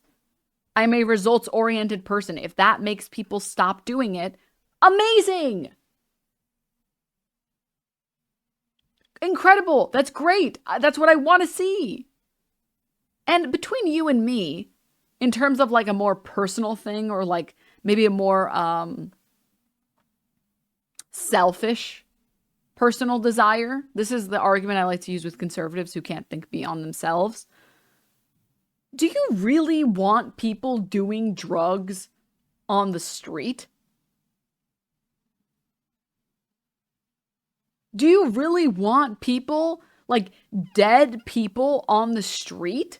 You want to like walk past someone and not know if they're dead or not? That's what you want? Wouldn't it be better if they were all somewhere else in a safe setting? Not in your backyard and everything? Isn't that better for everyone? I just don't understand. I feel like that's good, actually. What is this? Okay. Sorry, I have to tell you something, chatter. You have copy-pasted the same message like a bajillion times, which is your first crime. Your second crime is, I don't even know what this means. Just at Hassan LOL. What does that mean? I don't even know what that means. Your third crime is that you added me in every single message. And this is the biggest crime you can commit because it is a number one sign that you are an annoying person. 100% of people who at me in every single message or at streamers in every single message are annoying people. 100% of them. It is a foolproof method. And so we have a rule against annoying people. I'm really sorry to say that for you, but I'm sure that there are channels that accept people who are annoying. So I hope you find a better place to hang out. Because this is just, I don't think this is going to work out between me and you. So yeah. Literally every single message, yeah. Well, because it's like, it's one thing if like the streamer is saying like, oh man, I wish I could find this clip. And you at them like 4 or 5 times to show them like, hey, I have the clip. Especially in chats that move a little bit faster. But some of those did not need me to be added in. Like some of those were like, I don't even know why. Like this, my favorite program is the one where the FBI seizes your assets when you're a corrupt mayor. Like you didn't need to at me. You didn't need to. I'm sorry. You've probably gone through a roller coaster of emotions today. I complimented one of your chat messages. Now I banned you. I apologize. But who knows? Maybe I'll unban you. A little bit of carrot and stick, you know? Moving on. Disagree with me all the time. Earlier you asked me to point out the rhetoric. Earlier you asked me to point out specifically what you say to fairmonger about crime. So I just would like to say Exhibit A, like what you literally just did. You continue to say in this that New York is the safest big city, while simultaneously you are the one sensationalizing the crime. I point out facts. Which is the facts? Is it safe or is it not? All I know is when I came in office and I stated that I wanted to I'm not allowing people to sleep in tents on our streets. They're going to get the care that they deserve. The far left attacked me. No, we attacked you because you made it so that people could be involuntarily committed. Yes. Listen, if I'm sitting down with you, brother, and I'm in a tent with you or an encampment, and I'm seeing human waste in the corner, I'm seeing stale food, I'm seeing drug paraphernalia, and I'm hearing you talking about you only here until the spaceship comes to take you to your next planet, You need to be involuntary committed. Didn't I just say about sensationalized kinds of No, stories? this is what I saw. Happened. This is what I saw. Yeah. This is what I saw. You were there? Because the activists that were actually there. Yeah, you were there? Yeah? Okay. Yeah, I'm sure you were there. Mm-hmm. There at the encampments you had torn down. You weren't there, but they were there when they were being arrested. People are also upset that they feel like too much money is going to migrants and you're cutting too many programs, right? And like, here's the thing, right? Like, I wouldn't be against, I'm a little against it just because of our current system. But like in an ideal society, I would agree with like forcibly putting people in rehab. Right? If in an ideal society is the key word. Please do not respond to my statement without that little disclaimer. In an ideal society where we have good, well-funded rehab programs, yeah, I would agree. It's like, you don't know that this is going to help you. We are taking the, we're using our authority to help you regardless of what you want. Sort of like the same way your friends might set up an intervention and force you to go to rehab. It's like they're forcing you to do that, but that's because they care about you and they're going to take you to somewhere, or they're going to take you somewhere that actually will help you.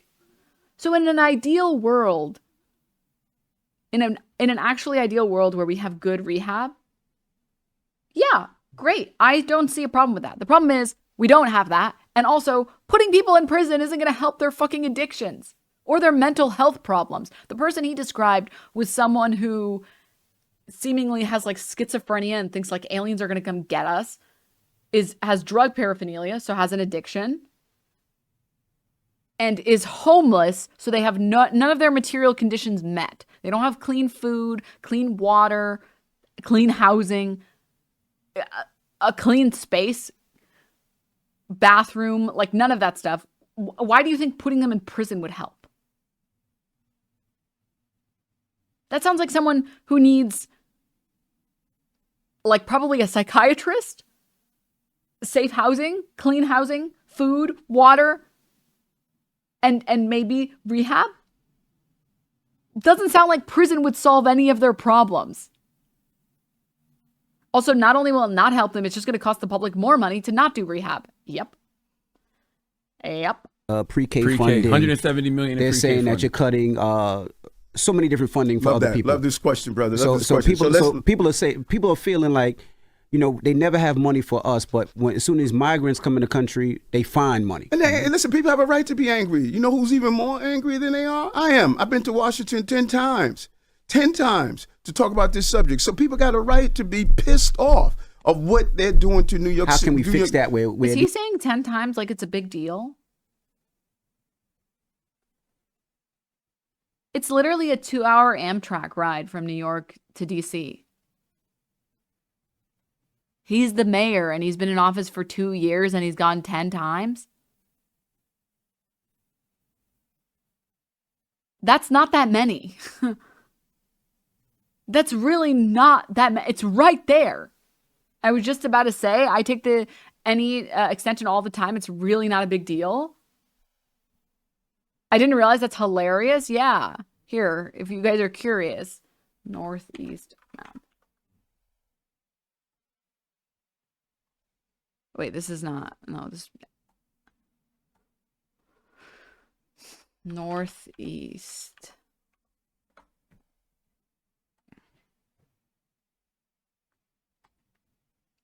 Here you guys go, so you can get an idea. Here's DC, here's New York. It's not that far. It's really not that far. It's right there. I was born and raised in New York. I'm in LA now. This is like going from LA to San Diego at like night. In the middle of the night. It's not. It's also a 45-minute flight.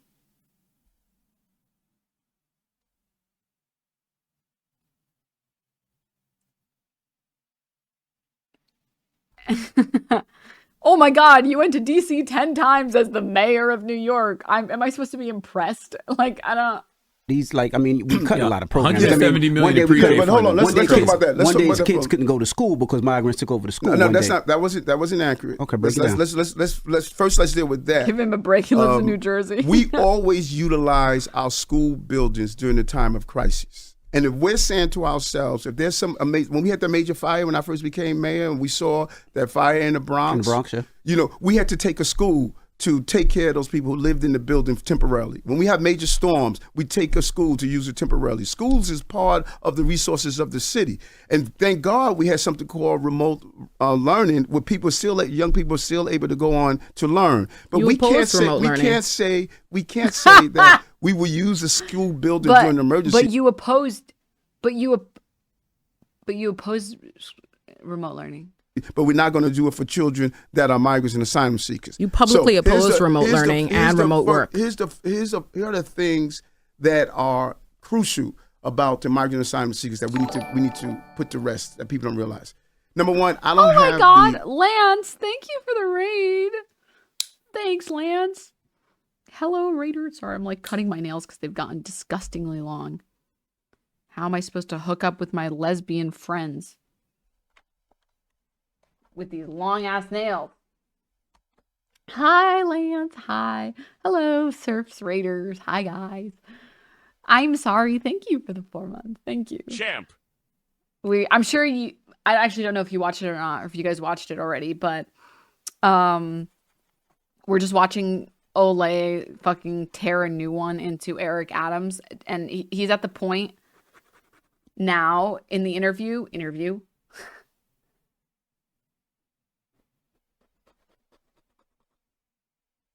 where he's just ignoring her now. He's just ignoring her. He's like, okay, well, this is too hard, so I'm just not going to look in her direction or respond to anything she's saying. Legal authority to stop the buses from roast. You mispronounced evisceration. Sorry, my bad. That's against law. I don't have the authority to allow them to work, which they want to do.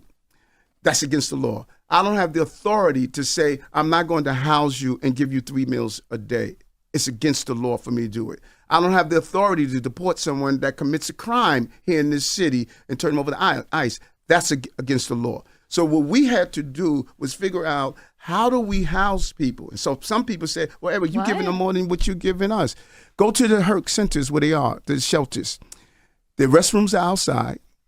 Their showers are outside. They're sleeping on cots. They get 3 basic meals a day. And when I go visit them, they say, we don't want any of this from you. All we want to do is have the right to work so we can provide for ourselves. Well, in less than 30 days, migrants won't be allowed to work per federal guidelines, and they won't be allowed to be housed in NYC anymore. So where will they go after that? They finding their way. Mm-hmm. Out of the 184,000, 60% of them found their way, like many of us have done. You notice you don't hear about them.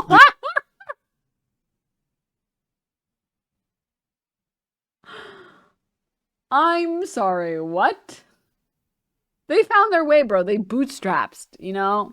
Where they gonna get housing in 30 days, though? Many of them, we giving them intense care. We're not just telling you, come here, hang out for 30 days, and we're not gonna help you. No, in those 30 days, and if you're a young person, you get 60 days. But in those 30 days or 60 days, we're giving you intense care. We're showing you how to find your way in our city. We're showing you how to go about applying for housing, how to go about applying for the services that you need. And some people are saying, we never wanted to come to New York at all. Mm-hmm. We wanted to come to another city. But Governor Abbott said, no, we're sending you to New York. Think about this for a moment. We got thousands of Ukrainian migrants. Thousands. What is this camera angle? For a moment. We got thousands of Ukrainian migrants. Thousands. Do you hear about them? No, because they could work. Just Mexican and Africans are the only ones Because they could work. They have the right to work. So we wouldn't even be having this conversation if we gave them the authority to work. And you know the real irony of this? We need workers.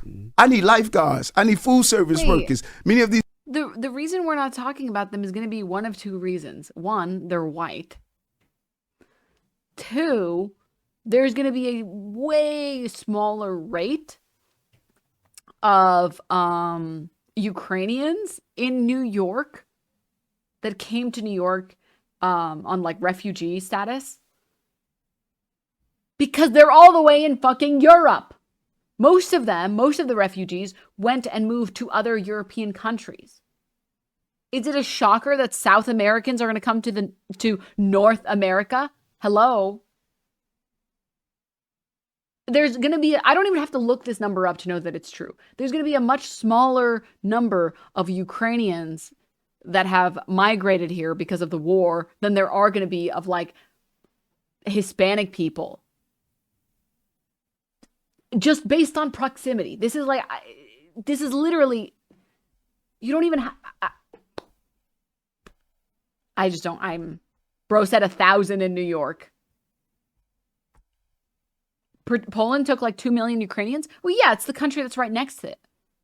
Most of them went to Poland or Romania. Yeah, I mean, of course they went there, right? I mean, just think about it. If you're someone who is Ukrainian, your options are take a 20-hour flight to New York, or take like a 2-3 hour flight to Poland where the culture is going to be at least a little similar. Or even, they probably have trains and buses that can take them there. Where at least there's going to be maybe some cultural similarities because of proximity. And there's probably already Ukrainian people that live in Poland and Romania. And when they want to go back home, it's very easy to go back home.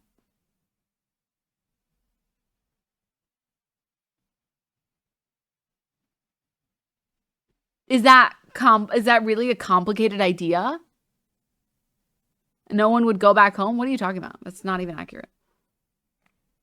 If you think the Ukrainian people don't want to go back to their homes, you're mistaken. You're very mistaken. They only left because it's active war zones and their lives are in danger. There's no ocean between Ukraine and Poland, but there is one from Ukraine to America. Like, this is so basic common sense. It seems insane to me to even try this argument. It's just insane to me. Can you imagine if Canada was having let's say the United States went full Gilead, right? United States just becomes a complete shithole and everyone is trying to get out. Which country is going to have the most migrants? Is it going to be a country in Europe or, I don't know, Canada? Obviously, most Americans are going to go to Canada. The culture is similar enough. The language is the same. There's probably already a bunch of Americans who do live in Canada. And there's probably cities in Canada that have a lot of Americans in them. The food is the same. Maybe it's a little bit colder than Americans are used to from the South. And it's also right there. It's not a difficult journey to make. Even if you drive from like the cock of the US, Miami, all the way up, which I've made that drive before. And by made, I mean I sat in the passenger seat as somebody else drove. I think it's like 26 or like 30 hours of driving.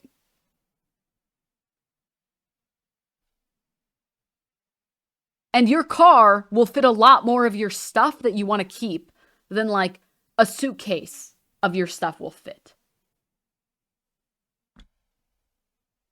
Like, just think about it. Just like, it's just, I don't, are there really so many people that just don't, I don't understand. I just don't know.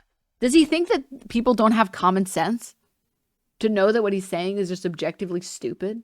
These migrants from violence, Venezuela, are nurses and other professionals. I need people to be backstretch workers. Other states are telling me, Eric, we will take the migrants and asylum seekers. Oh, and yeah, sorry. I wanted to highlight this chat message as well. Yeah, Ukrainian people go back to Ukraine actually on holidays. Speaking from Poland, unless their home was destroyed or taken over. Yeah, I mean, like, people want to go back to their homes. Nobody wants to say goodbye to their home forever. And you're going to want to go somewhere where it's going to be easy to return if you ever get the chance to return. It's not like... I just can't believe he thinks people are so dumb that they would believe the bullshit he's saying. If they just allow them to work, we're not going to take them and just have them sit around every day. If they're allowed to work, we would take them. I agree. Yeah, if a war broke out in New York, I'm driving up to Montreal and waiting it out. Duh. Of course you would. Are you serious? You wouldn't fly over to like the UK? I don't believe you. National government. She agrees with you. I agree with you that migrants should be. She agrees with a lot of stuff. No. I trust you that I do not. She's on that train. I'm sitting here, Mayor Adams. She's gonna be dialing 911. First of all, I ride the subway every day. I've worked as a public defender in this city and represented thousands of people. So please spare me. No, I am not. Do you think more police make people feel safe, especially black and brown people? No, they don't. No, black and brown people? Yes, brother. Oh my God. I go to. I just had a town hall.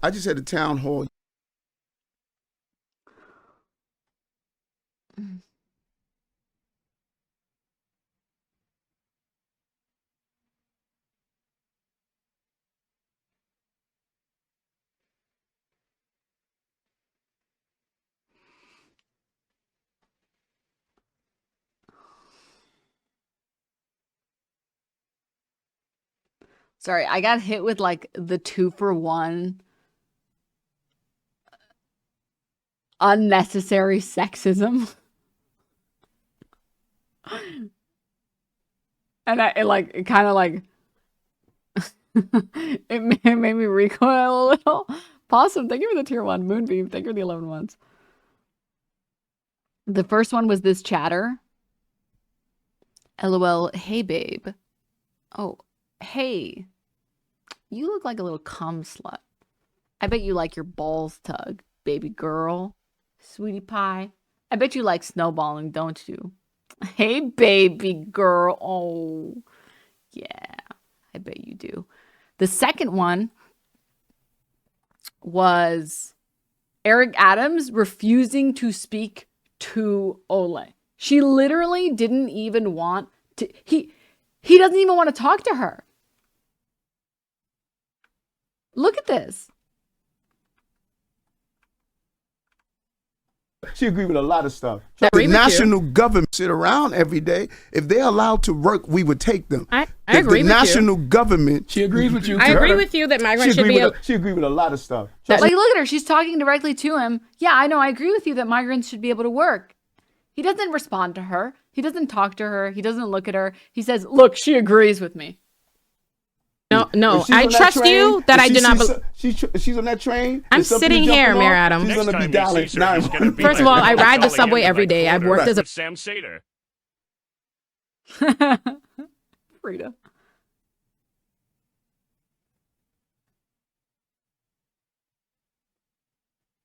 Like, I don't even. Public defender in this city and represented thousands of people. So please spare me. No, I am not. Do you think more police make people feel safe, especially black and brown people? No, they don't. No, black and brown people? Yes, brother. Oh my God. I just had a town hall yesterday. I don't know how she didn't slap the shit out of him. I'm going to be honest.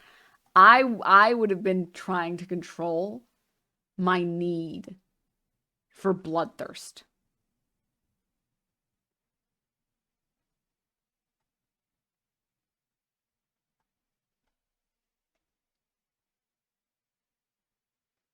Is Eric ignoring her because he's sexist or because he's getting cooked? Both. I'm just saying, yeah, Adam would fail Cutie's challenge.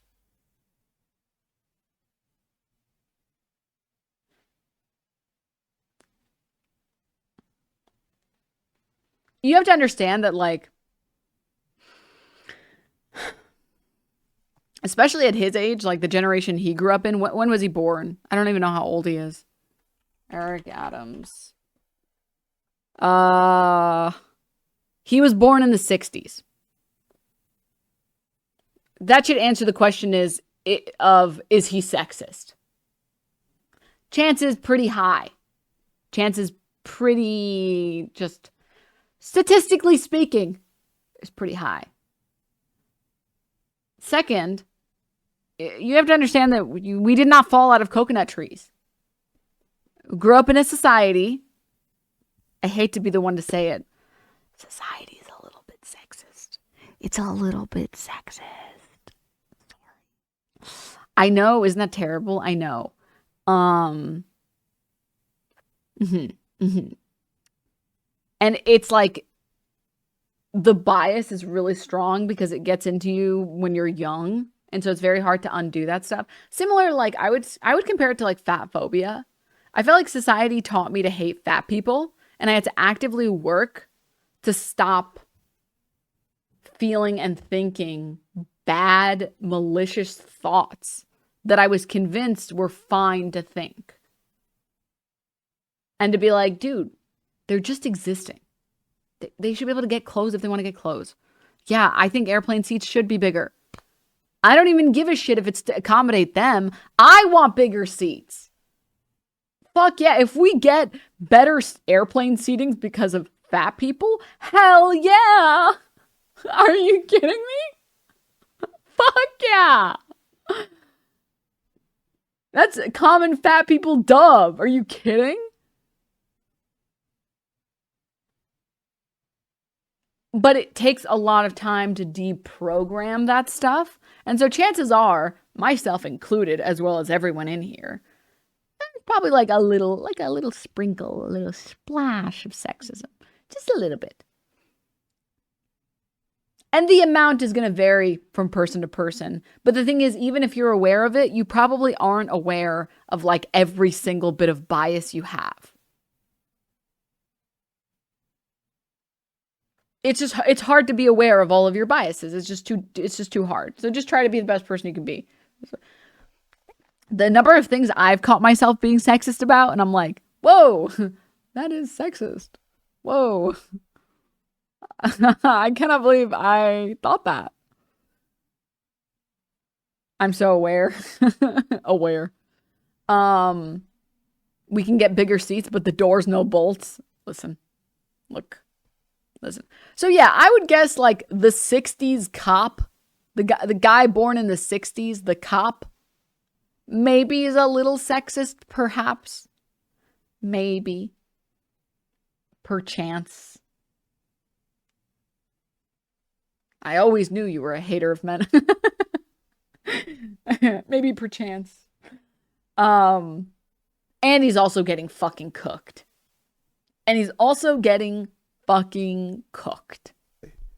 All these black and brown folks inside that town hall.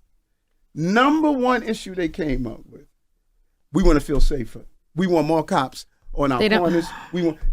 People want to feel safer. It doesn't mean they want more cops. And if they did, New York City has the most police in the country. We have the largest police department in the country. How many more police do you want, Mayor Adams? You go do an analysis across this city in communities of color and ask them, I live in Flatbush. Do you want us to take your police away or do you want more police?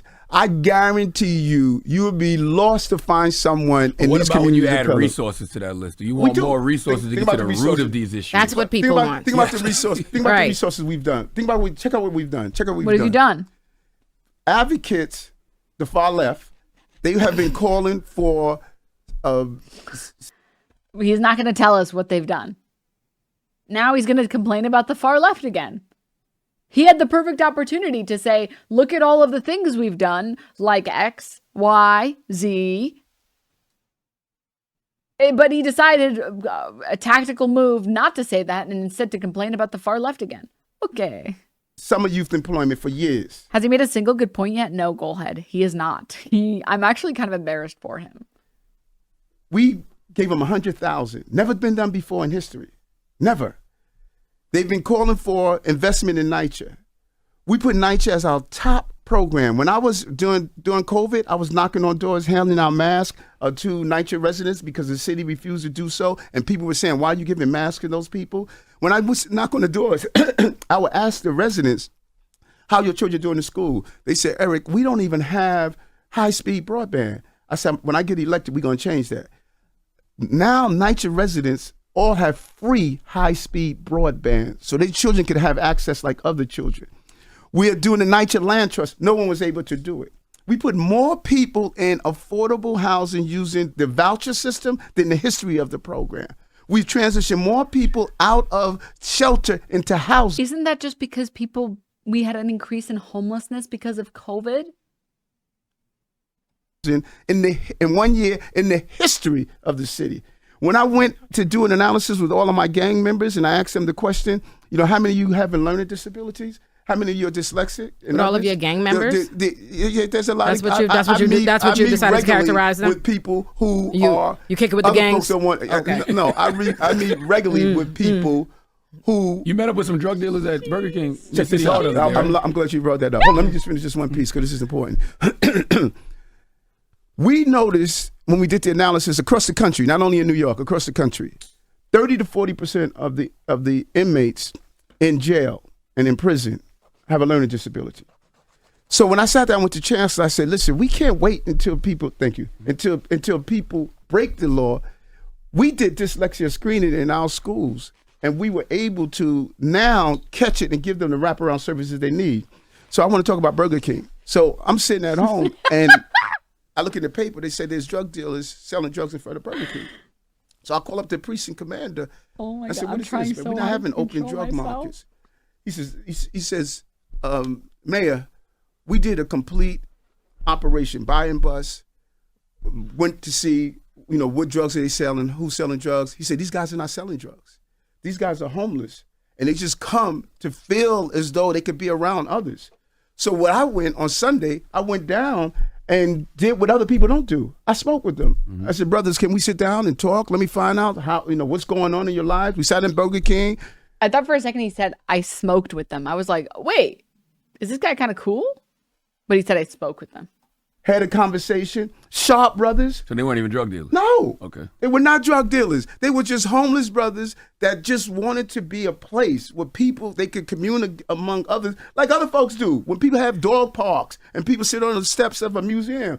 And so we sat there and had a conversation, and we were able to identify what services. And what I learned from them, you could have all the services you want. But if people don't know the entry ramp to those services, then what good is it? Mm-hmm. So now we're going to devise a program that they're going to help me devise on how to reach out to those services. Then I want those brothers to become recruiters to go inside the shelters. But you're not going to do that if you are afraid to get on the ground and have these one-on-one conversations. I've been here, man. Did you say Brother King or Burger King? I wasn't paying enough attention to know. And I know what it is to buy a nickel bag and make 8 joints so mommy can feed herself. I know what it is to run numbers. Yeah, I know what it is to do all those things. So I'm comfortable among my folks. And the problem that a lot of people don't understand is they don't know how authentic I am about this work. But they're going to look back over it and say, we had a mayor that came from us and delivered for us. Even the billions of dollars that I'm putting into MWBEs that we never had before. People are going to look back over these years and say, this brother was real about what he's doing because that's why I'm doing it. I see you people wrapping up. I have 2 more questions. How do debit cards for migrants compare to New York City welfare benefits? I like that. That's a good question because that was one of the biggest myths. And I think the Daily News just did a piece today of saying why this makes sense. So here's what happened. We were paying people, because by law, we got to feed them 3 meals a day. We got to feed the migrants 3 meals a day. When I told the team we got to bring down the cost of this by 30% because it was costing us too much money, $12 billion over 3 years, $4 billion already. One of the places was food. We were seeing that we were having a 10% food waste. People were getting food that didn't want and they discarded. So my team came together, First Deputy Mayor Sheena Wright, first Black woman to be a First Deputy Mayor. She came up with a team called Mocafy, an MWBE, Black product. They said that we can give people food cards where they can only purchase food and baby supplies. You will save $600,000 a month in costs. People will buy the food that they want and not giving it to them from someone from some large conglomerate. Then they will have to spend the cards in the bodegas, the supermarkets, the local stores, so the money stays inside the community, and the program is run by a person of color. We're saving over $7 million a year. We have no more food waste because people are buying what they want. It's a Black-owned company, so we put money back into Black businesses, like I said I was going to do. And you cannot buy anything but food or baby supplies. It's a complete win. Mm-hmm. But people heard it, and it was sensationalized. Oh, you're giving money to migrants. They only get $13 a day for those 3 meals. It's a winning program. Is it a win?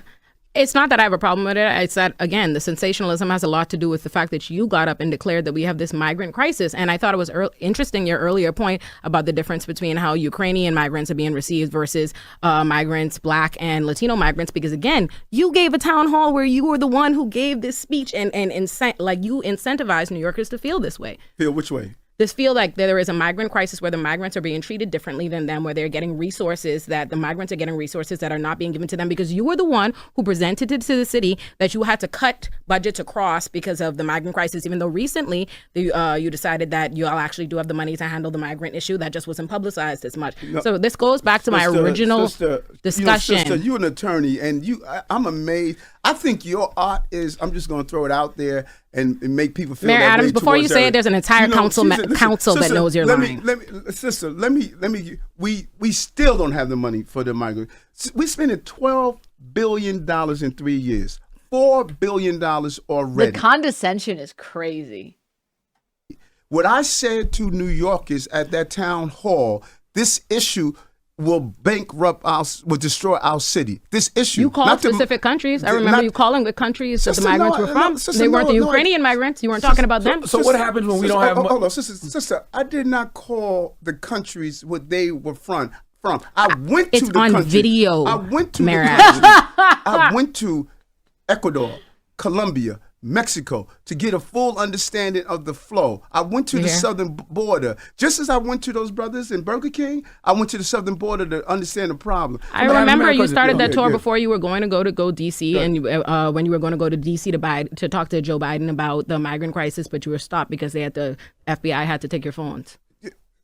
Good Lord, you just make up stuff. Did I make that up? That's reported. Sister, the FBI didn't seize your phones? Sister. The FBI didn't seize your phones? No. They didn't investigate your top aides. That's not happening. What did you just say? You just I said, I remember the tour that you went on when you were going to the border, when you were going to DC to talk to I came back because somebody had to take my phone? Because it stopped. I said, I remember on the day of. I remember it because it was reported. You got amnesia. Oh, me and the news. Me and the media. No. Your phones weren't seized. This is important. This is important. I want you to understand. I want you to understand the hypocrisy of people. When the law enforcement does something every day, I'm sorry, it's bad. I am living for her. And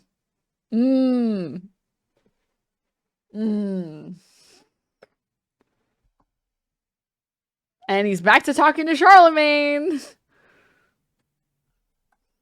But when they do something against Eric Adams, it's good. Come on, I didn't say that. I said what happened. Okay. I didn't say that it was good. I don't think it's good that our mayor is being investigated for illegal campaigns. I don't think that's good. I came back because of not that they had to take my phones. That is not true. And you should. I said it happened that day. No, it did not happen that day. I said it was reported before you were going that you were on your way to. Yes, it was, Mayor Adams. It was reported wrong. Where your phone? Did the FBI seize your phone? Did they search your top aides? Not that day. Did they search the home of several people? Okay. Yes. That's what I said. And I didn't say that was a good thing. I don't think it's good that our mayor is being investigated by the FBI. So, Mayor Adams, what happens when New York City doesn't have the money for migrants? And then, the migrants are in this city and they probably have to do what most poor people have to do, which is sometimes resort to crime. Right. How is that going to make the city safe? Right. And that's part of the problem. Imagine having a group of people 18 to 24 years old and being told you can't do anything all day.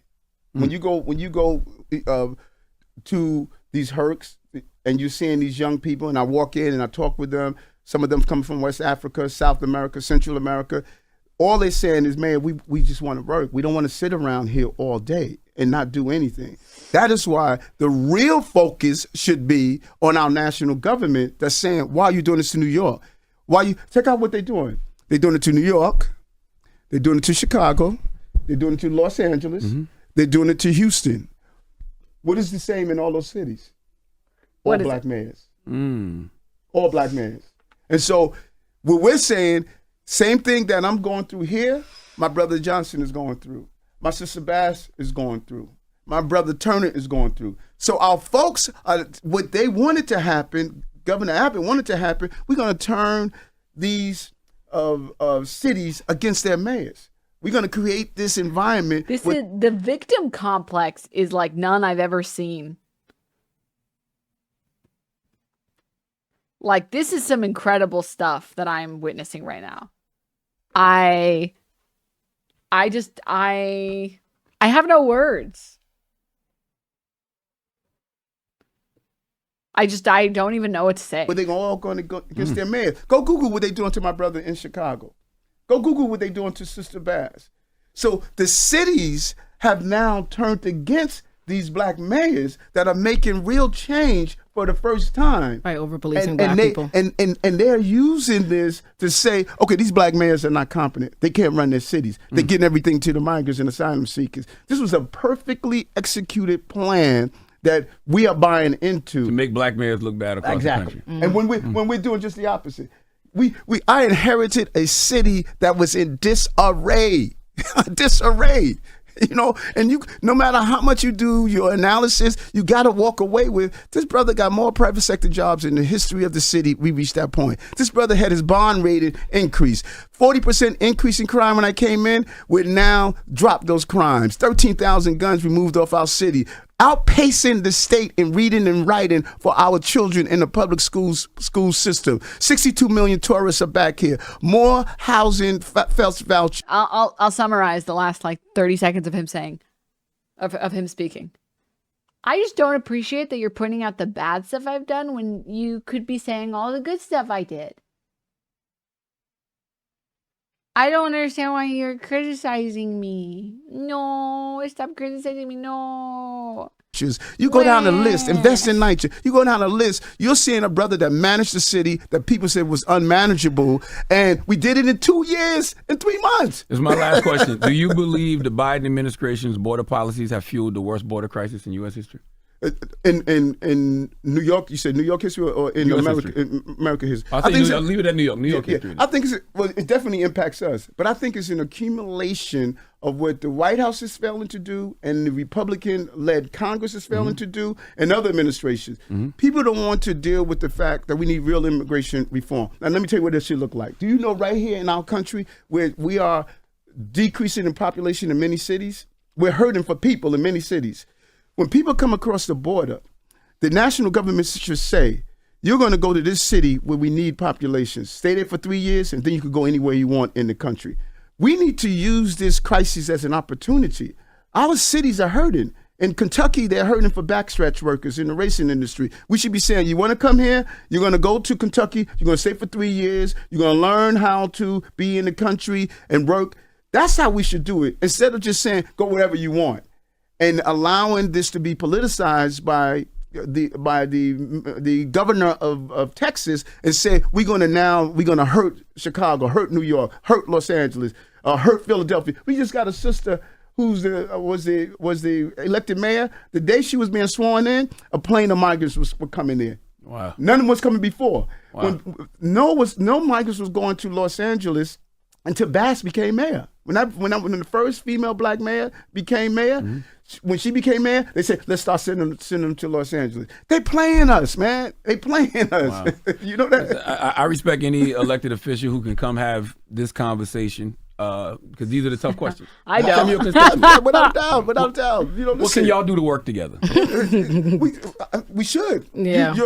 Because no matter. Because both of y'all care. Yeah, without a doubt. You know what's actually interesting? You said that because when I was in, I'm in rooms with folks, and I walk out of those rooms, and I say, you know what? We both disagree, but we both love the city and love our people.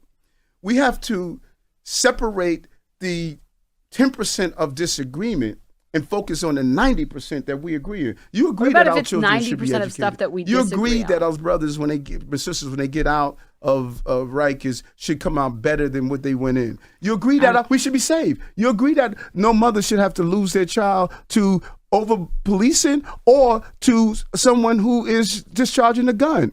We agree on many things. The 10% that we don't agree on, then listen, let's debate that.